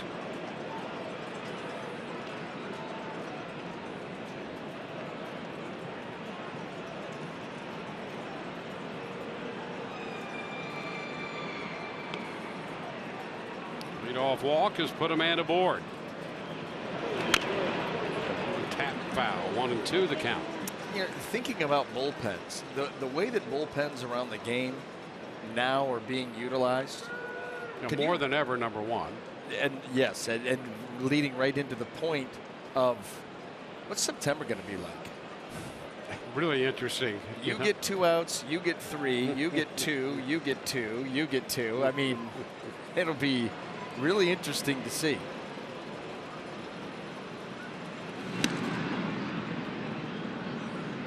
Benintendi drawing a peg over there. He is 20 of 22 running. He's got the league's leading hitter at the plate in J.D. Martinez with a 2 for 2 night going.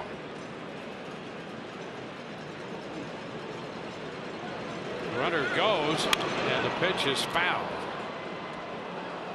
So Benintendi was on the move.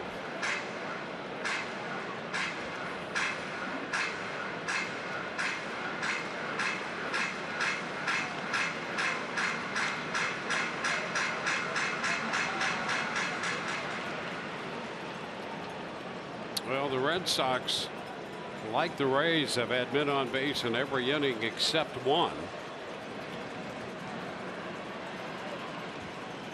Leadoff walk has put Benintendi aboard. He was breaking before. Not this time. The pitch is inside. Now it's 2-2. Yeah, and as he was breaking, you could see J.D. Martinez on that slider away, trying to go that way. Could have been a straight steal, and Martinez just trying to take advantage.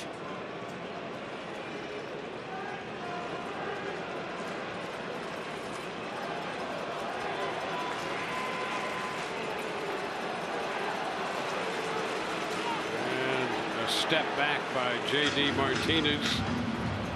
I think he recognized that Stanek was not going to be delivering the ball to the plate anytime soon. A long hold there to try to get Benintendi to sink into his heels a little bit if he had any idea of going.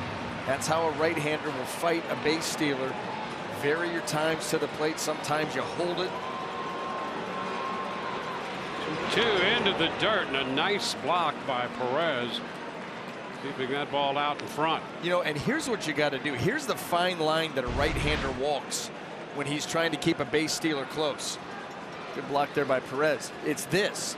It's you want to get the base stealer out of rhythm. You do not want to get into a rhythm where he can pick up and just go. You know, you're going to come set 1001, go to the plate, and they pick up on that and go. At the same time, you don't want to be holding so long and changing up your rhythm that you fall out of rhythm, and now you can't make the pitch to the plate, which ultimately is what you have to do.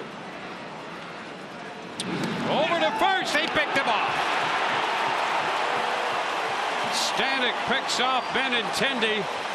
Well, he held the ball, and held the ball, and quickly went to first to pick him off. He got him leaning.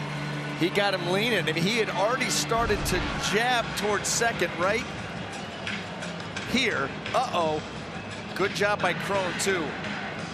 Catch and tag right on the elbow. That, you cannot do it any more efficient. Nice work right there. Very good work. Now the 3-2, and he strikes out J.D. Martinez to retire the side. Well done by Stanek. We go to the bottom of the 6th, tied 1-1.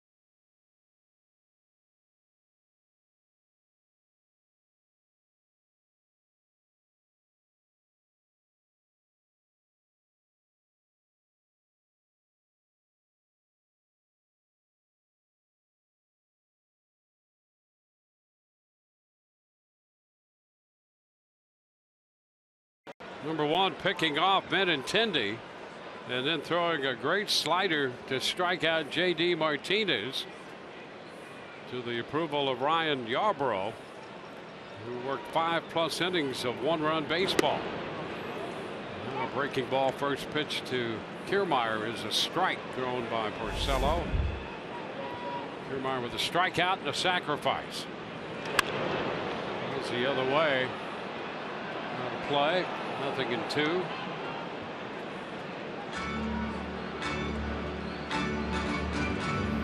Darmus will follow, and then Lau.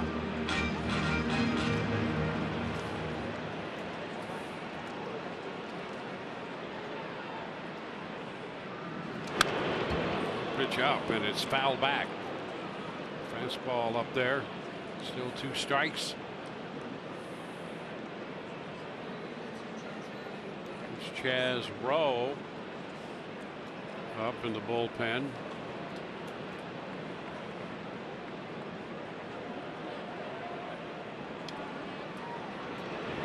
There's a line drive, base hit.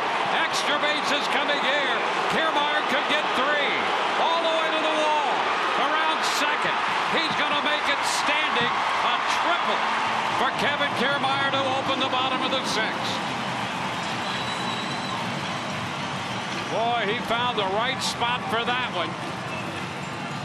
And now the Rays have the potential go-ahead run at 3rd and nobody out. Well, who didn't find the right spot was Porcello, and once that ball was off the bat, look at this. Kevin Kiermaier knew it. You know where the defense is playing you. Ball off the bat, you know how hard you hit it, and you know that a triple is within your sights, and he did it pretty easily. Now the infield will come up. Willie Adames steps in. Kiermaier at 3rd in a 1-1 game. Oh, look out, up and in, and he hits him. Adames hit by the pitch.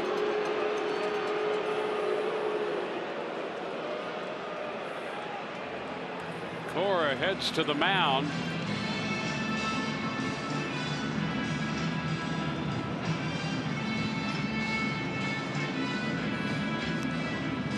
Cash out there to take a look at Willie Adames, who's been the Rays' hottest hitter.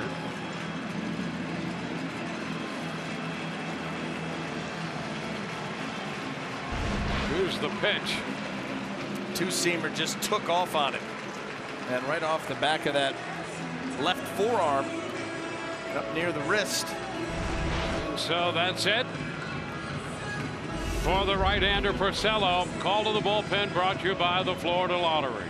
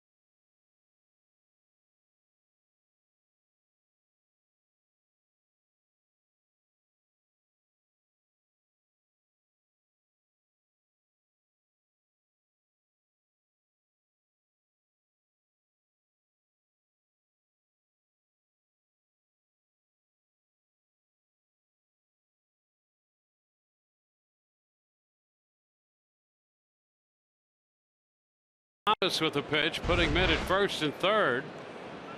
Here's that pitch again, coming up and into Adames. Remember back in the 3rd when Porcello got Choi looking and told him to get out of there and get back to the dugout? Well, turnabout's fair play. And there's Gomez telling Porcello to get off the mound and get back to the dugout. Throw to 1st. Adames back in. That stuff does not go unseen, and if given the opportunity, that's exactly what's going to happen. Good for the Rays bench to recognize it, and then of course El Final is going to stand up there and tell him, get final word here. And now what you need to do is get a run or 2 or 3 home, hanging with an L. Brandon Lau up here against Ryan Brazier, hard throwing right-hander. Foul back. Lau's been on twice tonight with a walk and an RBI single. Been on 6 straight plate appearances now. the walk single last night. The walk single tonight. Frazier's 19th appearance. Throw to first with Adames right on the bag already.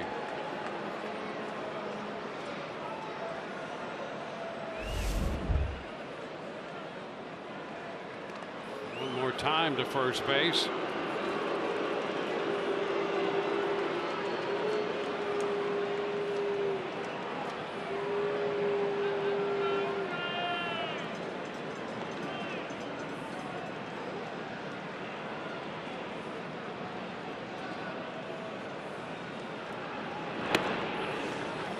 Looks at it too low.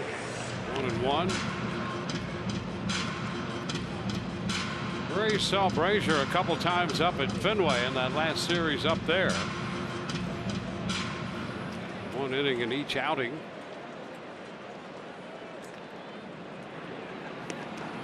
And again, a move to first. Brazier inherits a couple of runners this time.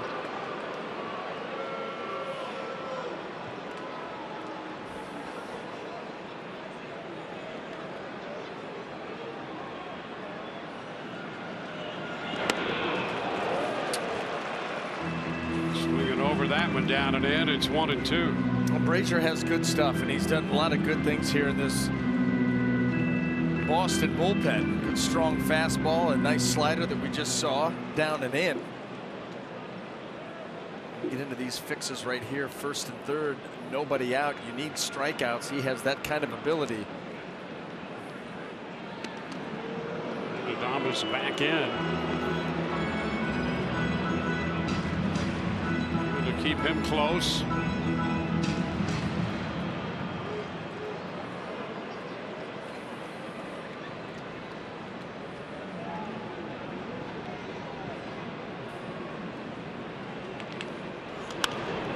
Foul back. So the battle continues here. Brazier and Lau.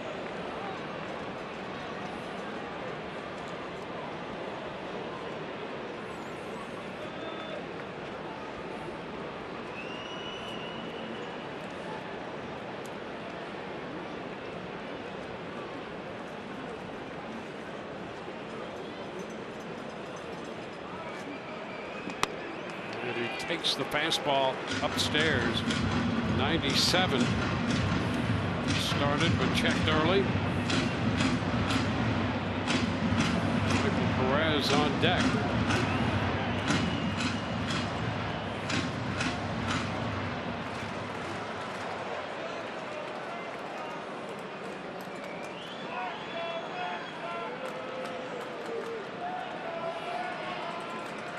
The 2-2. This one bounces away from Leon. Run's going to score.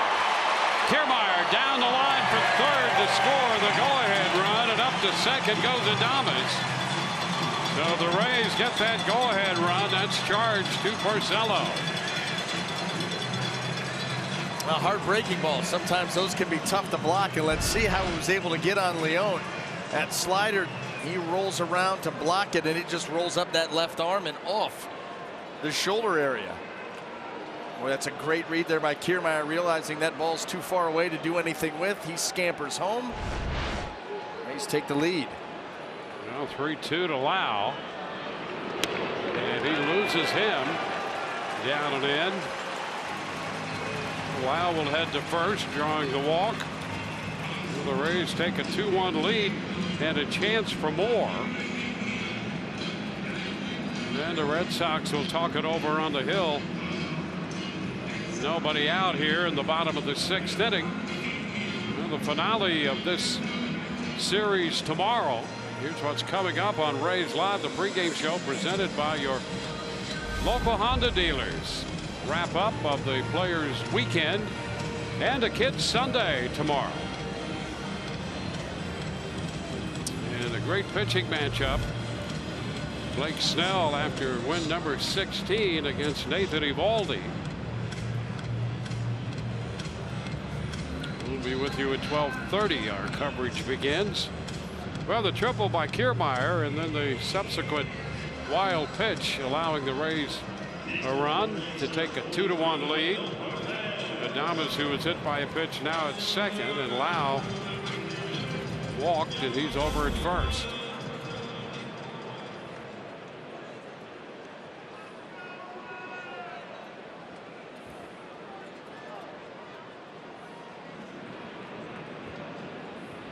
Perez looks for his first hit tonight. 0 for 2. Does he bunt? He's showing it, and gets the bat back.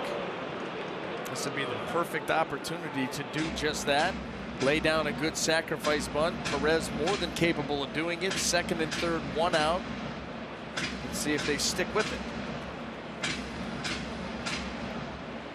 You had the feeling that he was going to bunt one way or the other, because if somehow Brazier punches out Lau, first and third, 1 out, here comes the bunt play to try to get that run home.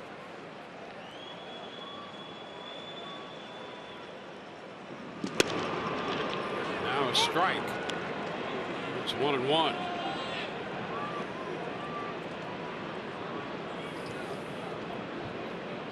And reading the signs. You may have wanted to offer at that one. Maybe not.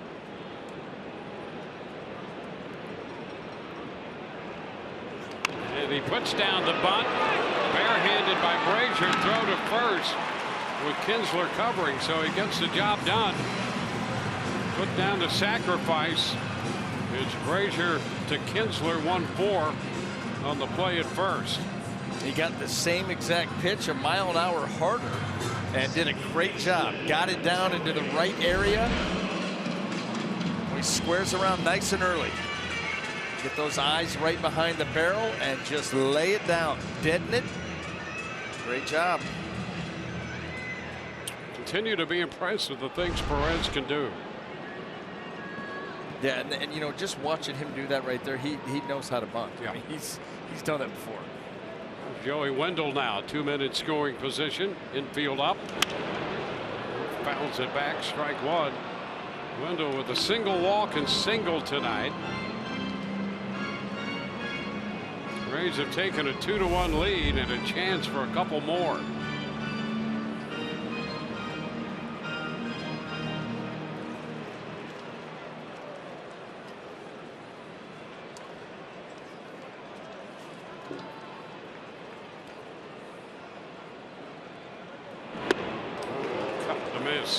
Puts him down 0-2.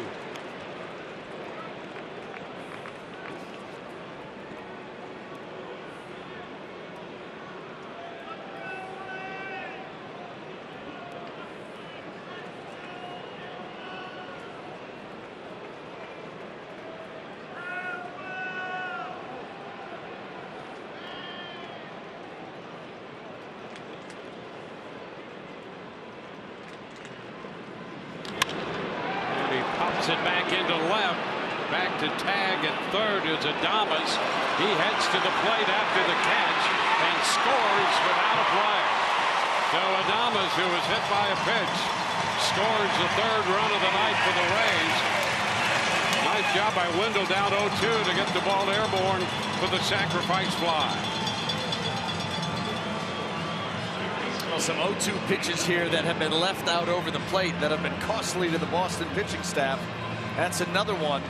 And Wendell able to get it deep enough. You're going to challenge the arm of Benintendi. They do just that. They widen that lead. Still at second, Brandon Lau.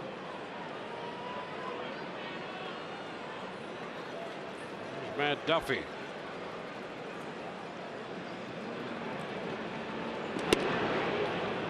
Which is a little bit away. All 3 runs charged for Porcello.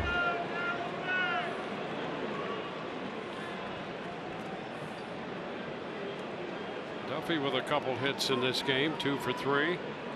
Lined a single to left in the third, single to center in the 5th inning.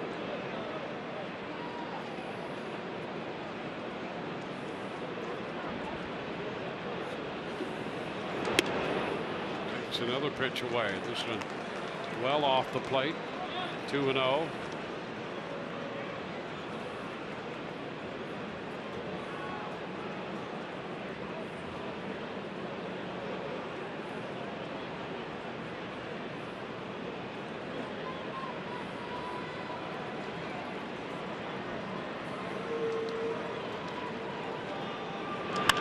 Fly ball lifted into center. Betts coming in is there making the catch. Rays are finished, but they have a nice inning, picking up 2 runs to take a 3-1 lead after 6.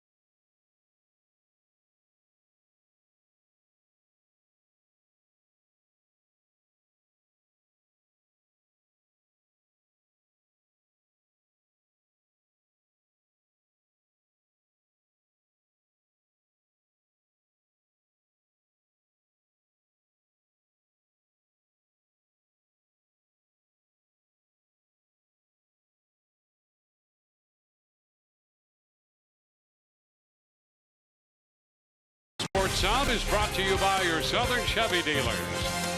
By Eldorado Furniture, a different kind of furniture store for over 50 years. And by your local Ford dealer. Rays have grabbed a 3-1 lead, moving on to the 7th inning. Chaz Rowe will take over on the hill, their 3rd pitcher of the evening. 47th appearance for Chaz. ERA at 3.23, more than a strikeout an inning, and holding opponents to just a 197 average, trying to protect a 2-run lead as we get into the last couple of innings of this ball game. Xander Bogaerts is 1 for 2 tonight. He singled in the 2nd.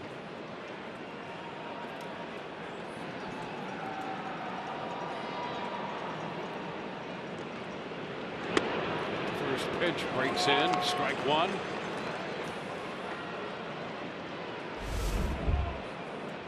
Moreland will follow, then Kinsler.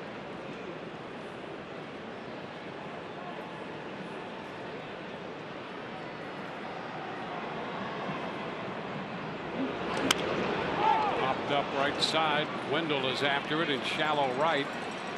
The second baseman makes the play. 1 away. Rays pitchers strike out 10 hitters tonight. Visit CanesStrikeout.com for a printed home voucher to take to Canes Furniture within 7 days and receive a coupon for 2 free tacos and chips at participating area Tijuana Flats locations. Restrictions apply.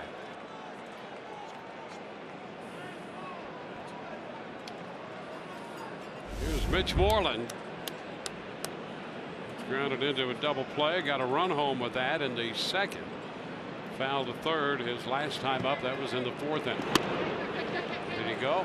He did not on the appeal down to Angel Hernandez. 5+ innings for Yarbrough. Gave up a run on 5 hits. A couple of strikeouts and a walk. Stanek 1 inning, 1 strikeout. Came in with a man on and eventually picked him off. Larry up in the bullpen again. Chop to the right side. Crone unassisted. 2 gone. So right now Stanek would be the pitcher of record for the Rays. Well, Dwayne, our T-Mobile built for baseball, and it's going to be Ryan Stanek on the mound. Great job with this pickoff, the throw. You get Benintendi leaning, and he actually had started towards second base, and that's all it takes. I mean, one false move, and then how about this? The slider down and away to J.D. Martinez, maybe the most dangerous hitter in Major League Baseball, and that is quite a sequence there for Stanek and the Rays. He faced 2 hitters and took care of business all the way around in that inning. A very big inning for the Rays and Ryan Stanek. You know, when he was varying his times, you know, the hold, get J.D. Martinez to call time and then step off, and finally got him leaning and starting towards second. Now you got to follow that up by being quick over there with a good throw. C.J. Cron, a great job of catching that ball right off the dirt, almost right on Benintendi's elbow. Everybody working together, and then you got to make a pitch to the big boy at the plate. 1-1 to Kinsler.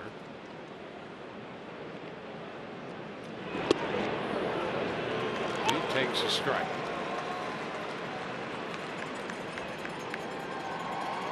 They're trying to get a read on that last pitch, and it's tough to do.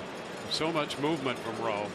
Especially when he front doors it. And even his sliders that end up in the middle of the plate, they're front doors. He's throwing them at the guy's front hip.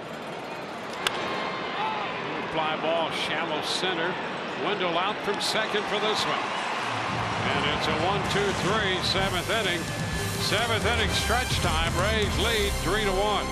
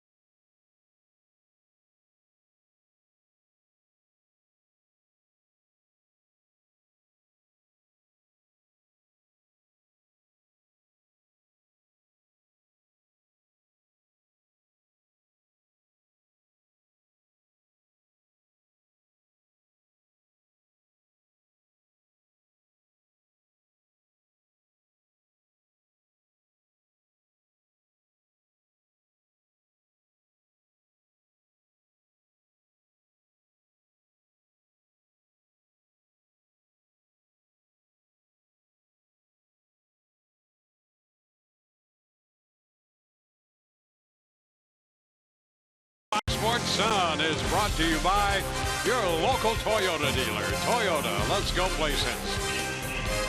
By the Florida Department of Transportation, drive sober or get pulled over. And by your local Honda dealer. If that's an IPA, I'm going swimming after the game tomorrow in that vat.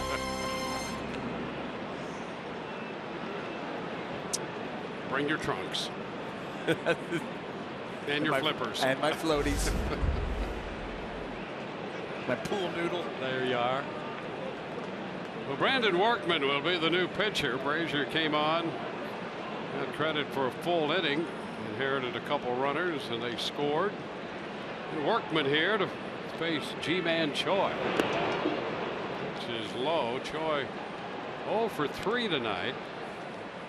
Porcello worked 5 innings plus, gave up 6 hits, 3 runs. He hit 2 men, 2 of those scored. He walked 2 and struck out 8. Choi takes a look at a strike. It's 1-1. So Porcello for 5 plus, Brazier for 1, and now Workman. 1-2 run over the top of the breaking ball. 1-2. That's a pretty sharp curveball there by Workman. Get some good depth on it and some tight spin. Traditional shift. Popped up. I mean, a big-time pop foul. Leon away with the mask, had to change his direction back to his left and made the catch. I'll tell you, that's not easy for a catcher to do. Well, first of all, think about it. He's fully, you know, he's got equipment all over the place, a mask in front of him, and he's facing a pitcher that just threw a 90-plus mile-an-hour fastball that gets hit high in the air behind you. Now you've got to turn, okay, find it, hold on to the mask until you know where it's going to end up, then get that thing out of the way, and then make the catch. Yeah, nothing easy about that. Here's Tommy Pham. He shoots this one deep into center. Betts will go up to the wall. Gone! Tommy Pham hits one out to center. His first home run as a Ray. Number 15 on the year. And the Rays lead 4-1.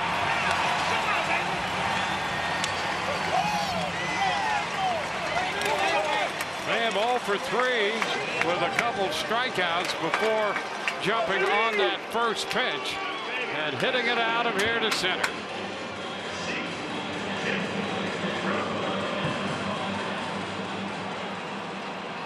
So it's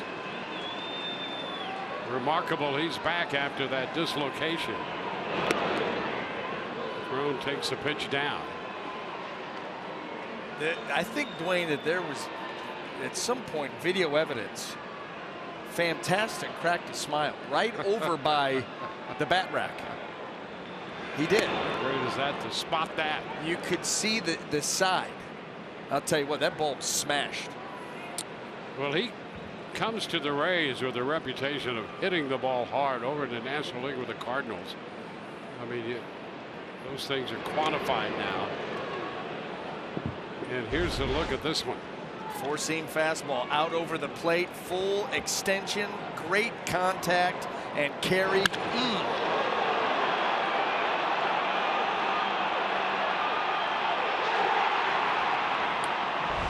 Right over the center field fence.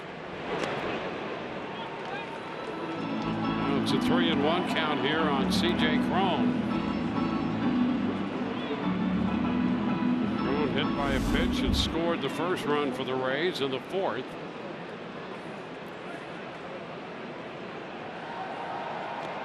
And he draws the walk. The Rays get a base runner. StatCast AI powered by AWS. A look at the handiwork of Tommy Pham right here. 105.1. Off the bat, 423.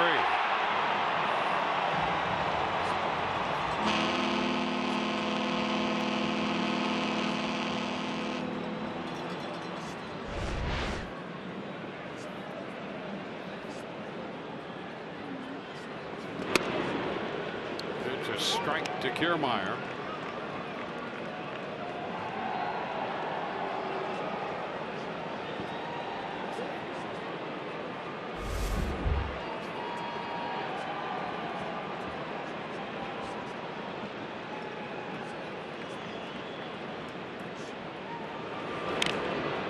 Ball. 0-2.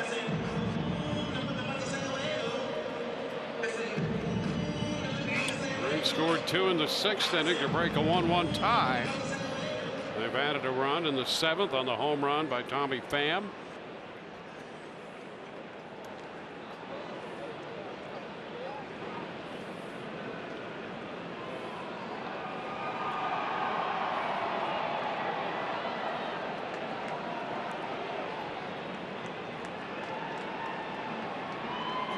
Kiermaier and Workman trying to outweight each other here.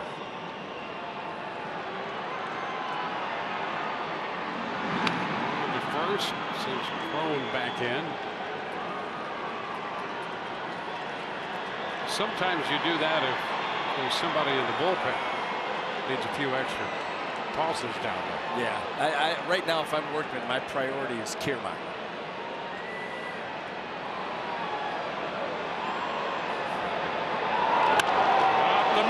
Skip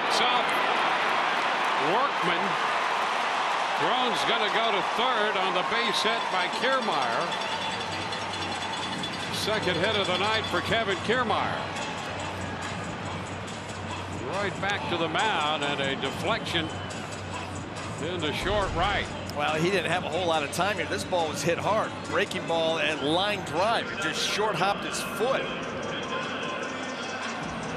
And he didn't have a chance to make a play. Hung a breaking ball, line drive off the outside of that right foot, out into right field.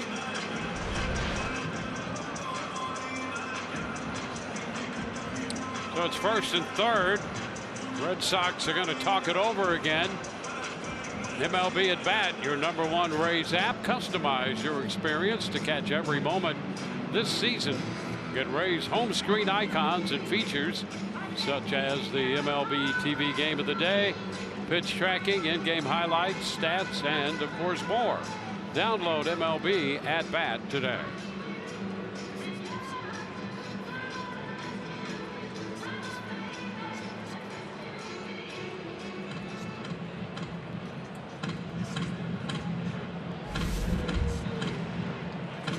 Willie Adames will be the hitter.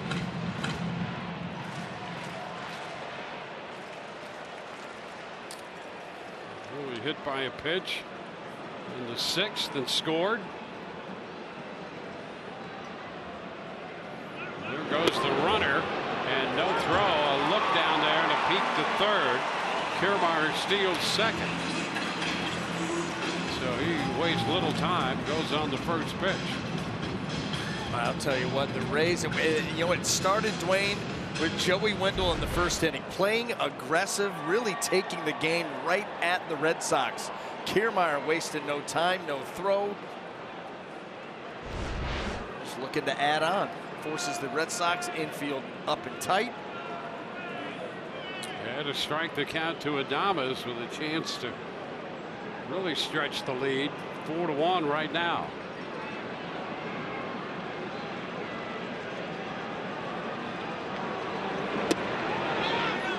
Too low.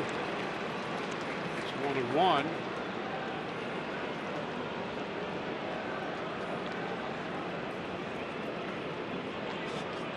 Kittredge up in the bullpen, just up. With Malik Smith going on the DL. Kittredge summoned from Durham.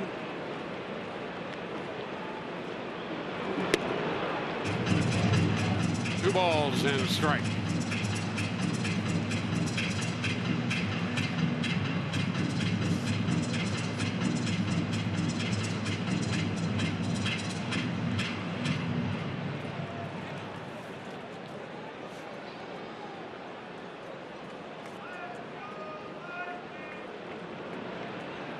We saw Workman for a couple innings Sunday in Boston. Swing, ball in behind Leone. A piece of that one foul, 2-2. Now you were trying to get the ball in the air, and you still may try to do that. But now with 2 strikes, Willie Adames, his job, put that ball in play. You know, you got these infielders all tight, but I'll tell you, you hit the ball hard, their range is limited. You get the ball in the air, you're going to get something home.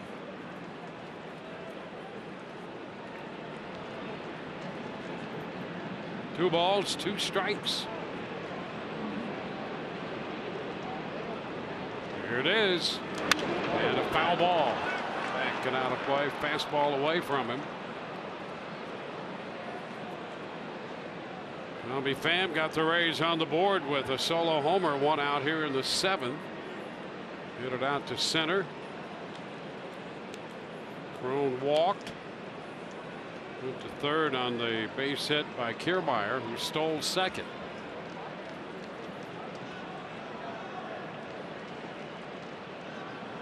Two. Cut and a miss. And that's a big strikeout for Workman. Adames out on strikes. That's the second out of the inning.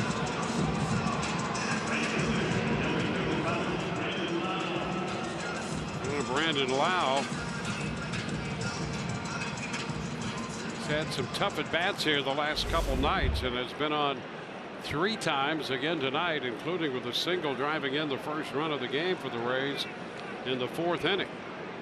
You feel like he finally is comfortable, you know, kind of settled in just a little bit. Now he's making some things happen. And a good take low on the breaking pitch.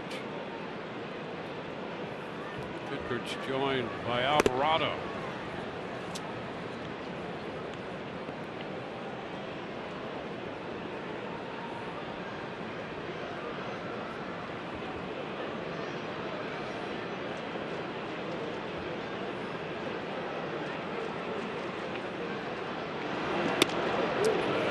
Strike. 1-1. Breaking ball.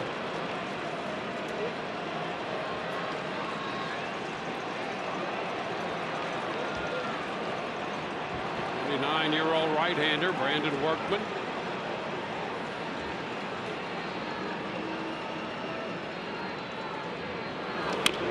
Tapper right side.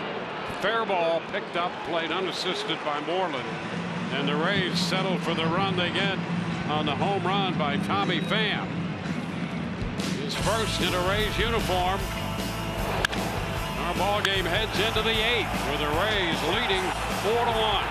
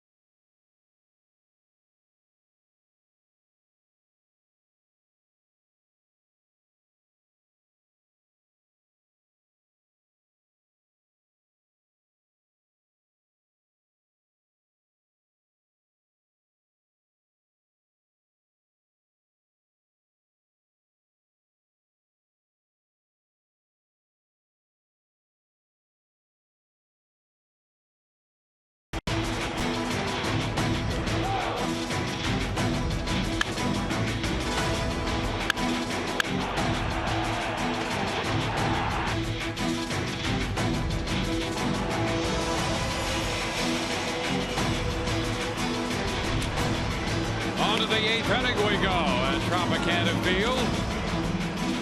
Ryan Yarbrough started, gave the Rays 5 innings. Stanek on for an inning, the pitcher of record, followed by Chaz Rowe. Fantastic, belting his first home run in a Rays uniform, Tommy Pham. And as we head into the 8th, Jose Alvarado takes the hill. Well, Alvarado on for the 58th time. Opponents to a 192 average, does a great job of keeping the ball in the yard, and features an explosive fastball, a tight slider. Eduardo Nunez takes the first pitch, a little bit low at 96, 1-0. Alvarado just turned 23 at the end of May. Ozzie Timmons at it again. Ozzie's going to stay in great shape if the Rays continue this trend. He'll be the strongest guy in uniform. Be looking to make a comeback, perhaps.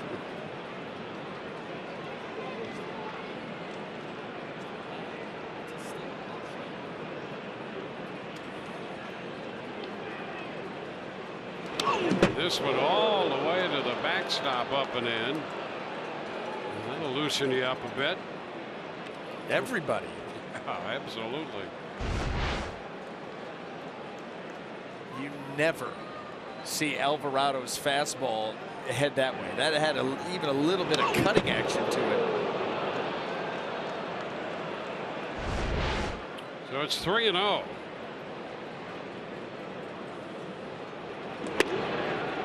And he picks up a strike. Alvarado worked an inning in the Kansas City series on Thursday. Comes back to run the count full. 97 with that one.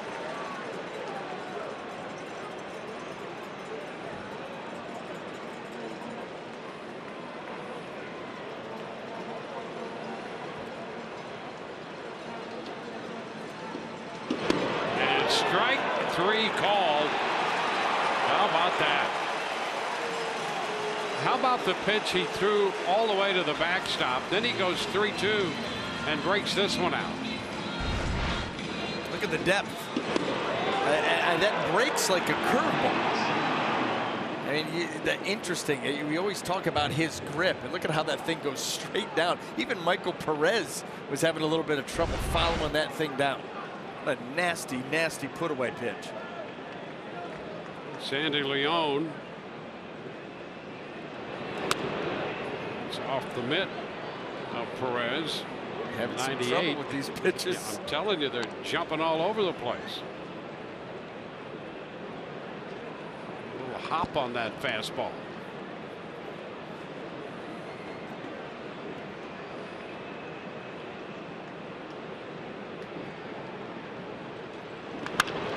And this one hop to Wendell.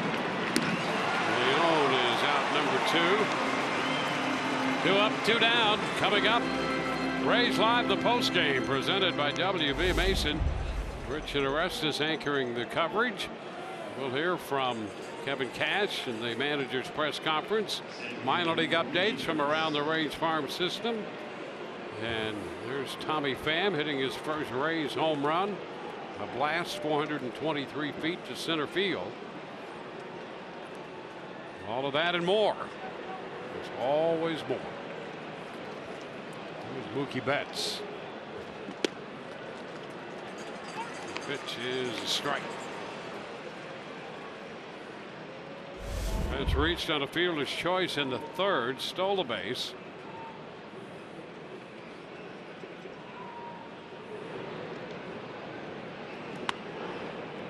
Upstairs, 1-1.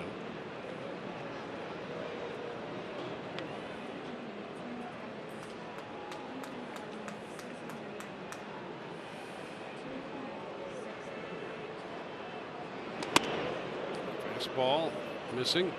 2-1.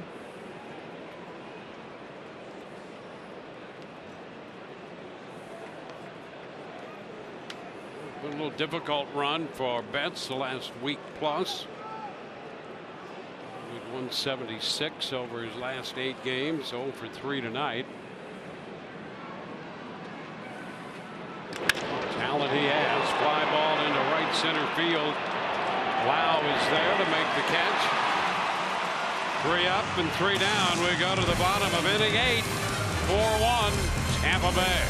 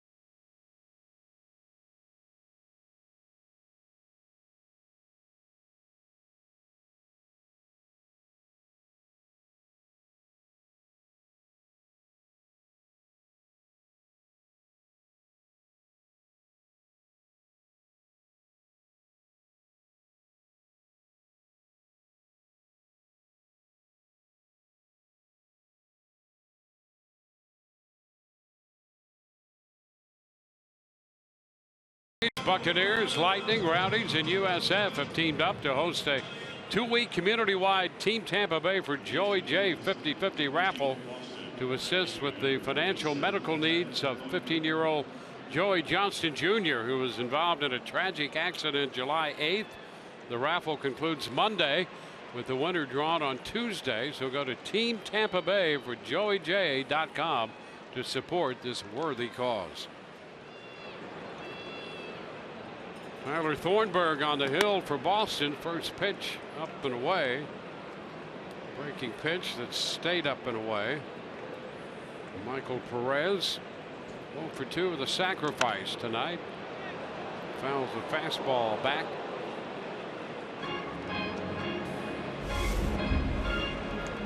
th appearance for Thornburg.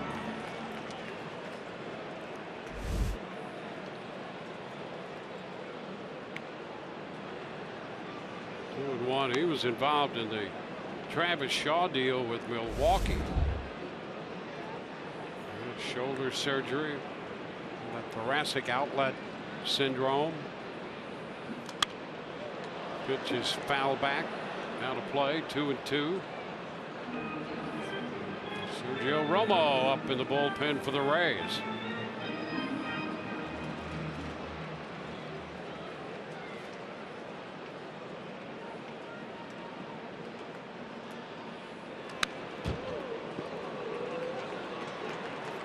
Still a 2-2 count.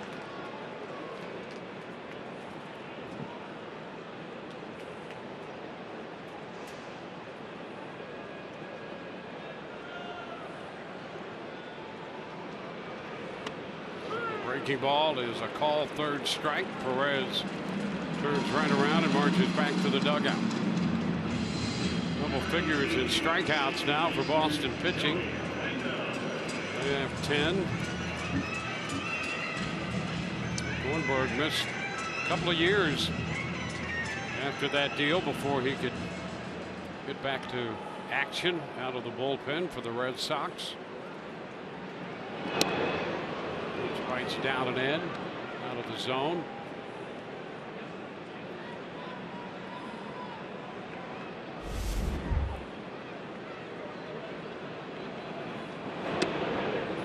Gets a strike out of the breaking ball there at the knees.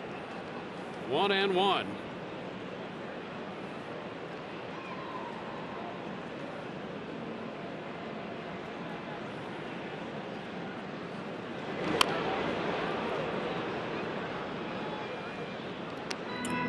Two strikes.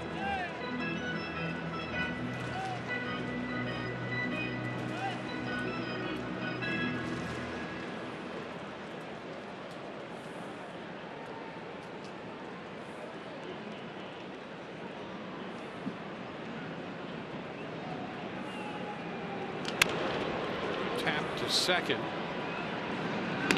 Wendell is out. Kinsler makes the play. The Yankees beat Baltimore 10-3. Jay Happ got his 15th win. Now Cabona's the losing pitcher. They've got another one going.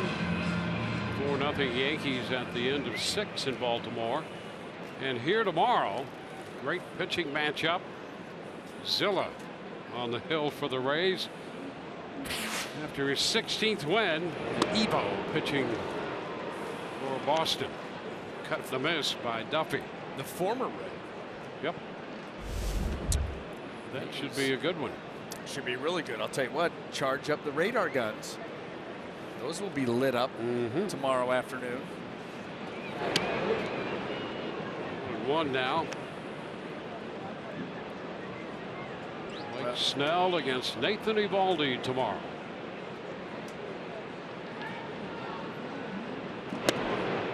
Tell you what, the Rays finish this ball game off, put themselves in position with Blake going to the mound.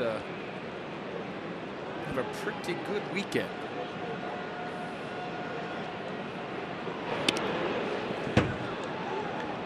Count goes full.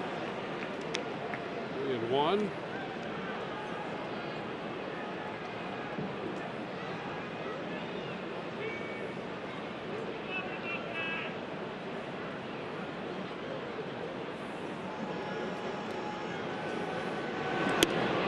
And that's wide for ball 4. Duffy reaches for the 3rd time tonight. And that gets G-Man Choi to the mound, who's looking for his first hit.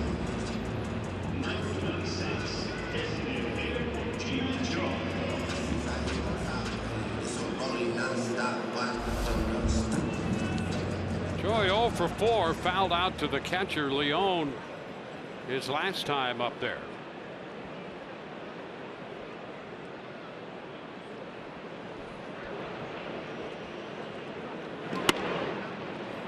Pitch is too high, 1-0.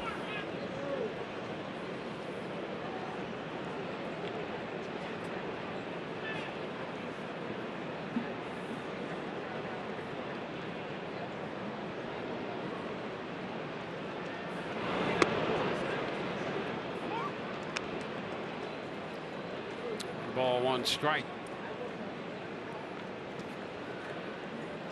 Choi safely in his last 10 starts. He did have a pinch hit appearance in the middle of that when he was retired.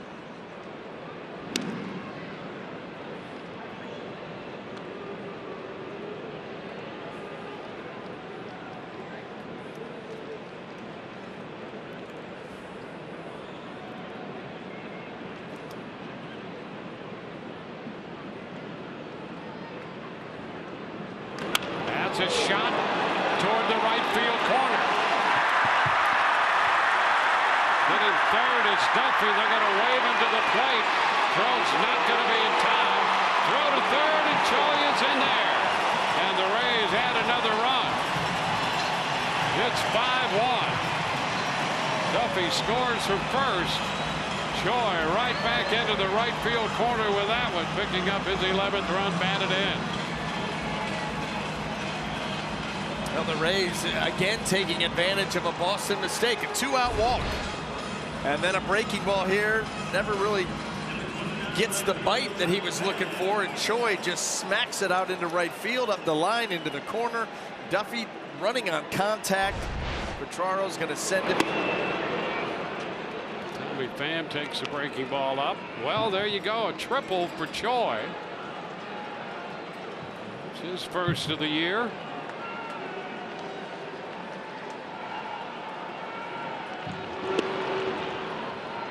Ball drops in this time, and the first of his big league career, first triple. Hey, have we not been saying that he can move? Yes. He moves well. Cuts the bases. Jeez, I mean, we've been practically willing to a triple. 1-2, and it's a little celebratory move. He's got those down pretty good. Yep, and right back at you.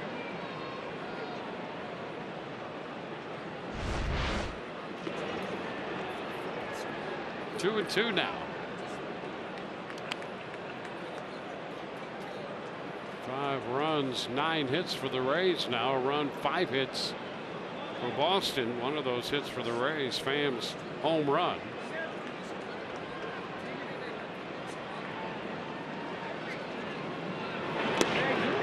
Takes it low. The count is full.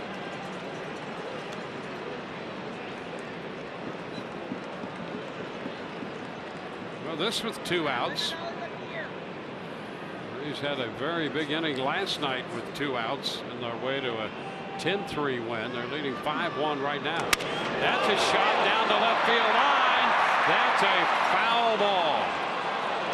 Pham made a bid for another extra base hit. He'll come back.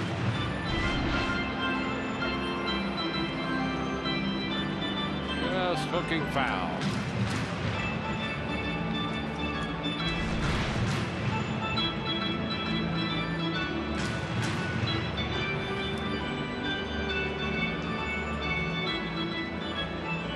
And back after the dislocated finger.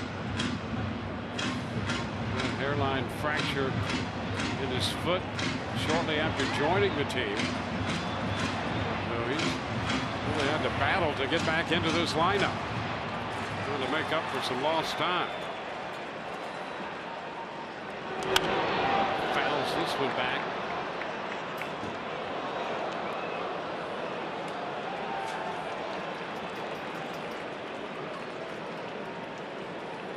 Yeah, all business up there.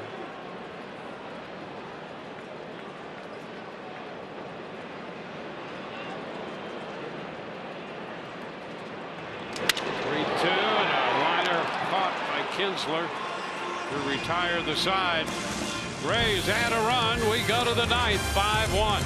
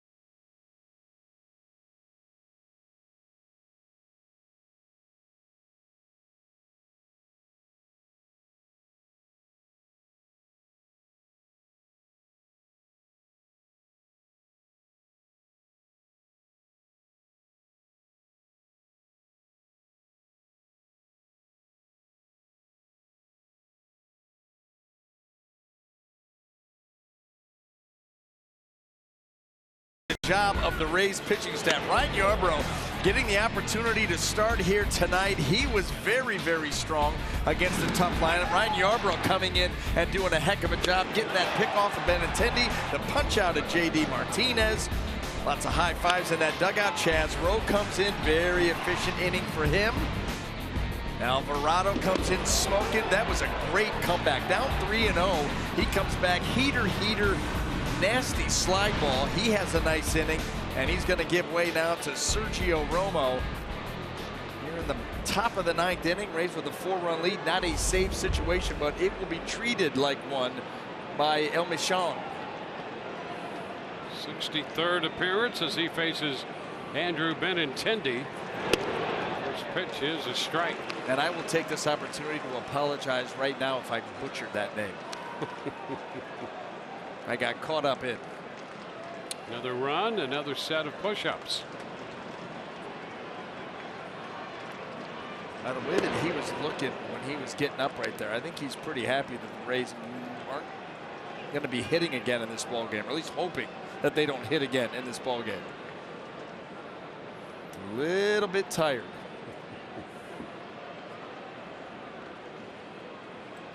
And the quick turnaround tomorrow. Yep, day game tomorrow. Keep it going.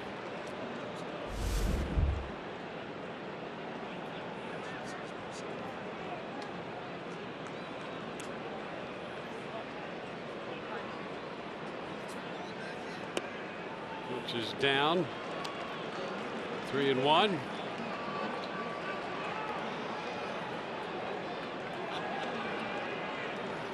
Five 9-0 for the Rays, 1-5-0 for the Red Sox. We're in the ninth, and Romo trying to finish it. Outshot fouled into the stands, and the count's going to be full to Benintendi. Well, you really want to get this leadoff man. You don't want to give the Red Sox any ideas about putting a couple men on and trying to get something started here. Just keep them dormant. With Pierce on deck, and then Martinez. So you've got some solid hitters here. Benintendi fouls it. Let's see another 3-2 pitch.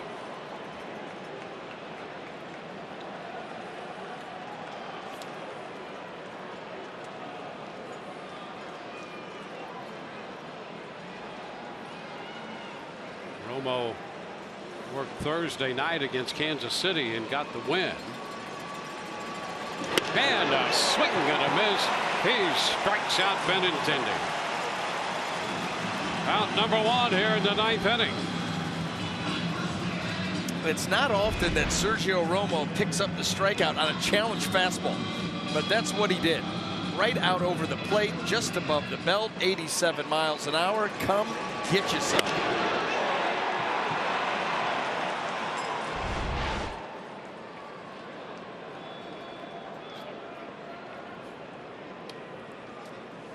Here's Steve Pierce. He's nothing of 3. The breaking ball in there for a strike. Pierce has hit third each of the last 2 nights.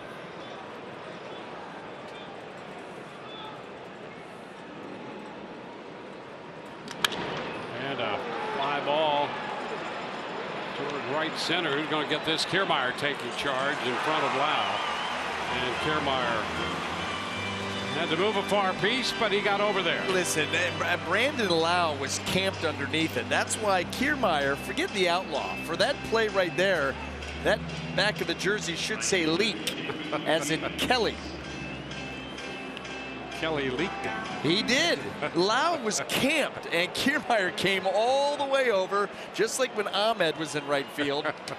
Here come the heavy footsteps, and Kelly took it from him. There you go. You can get there, catch it. That's it.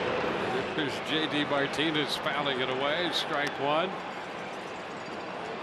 Buttermaker. Those were that was Morris Buttermaker. Good stuff. Is the one that told him to do that. Also known as Kevin Cash. He's following coach's orders. 0-1 count here on Martinez. He tried to check. It's going to be a strike, and the count is 0-2. One more time, you got to say, what a great job Stanek did in the 6th inning. Faced 2 men, got credit for a full inning. Picked off Benintendi, got Pierce on a fly ball, struck out Martinez on a great slider.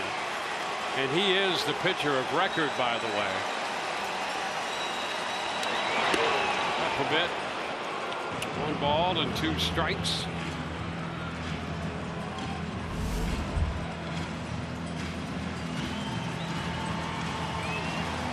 Rays with a 5-run lead.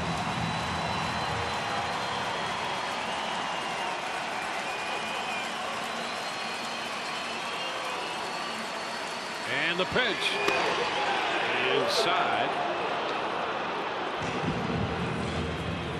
2-2. But this is where, you know, Romo gets you in a little bit of a guessing game, because you're expecting, if you're J.D. Martinez, really any right-handed hitter, you're expecting that slider. Well, he's giving you back-to-back heaters. Is he going to do it again, or now does he break out the hook? It's the hook, and it's fouled away. Right down to the end. Braves would like to make this next pitch the end.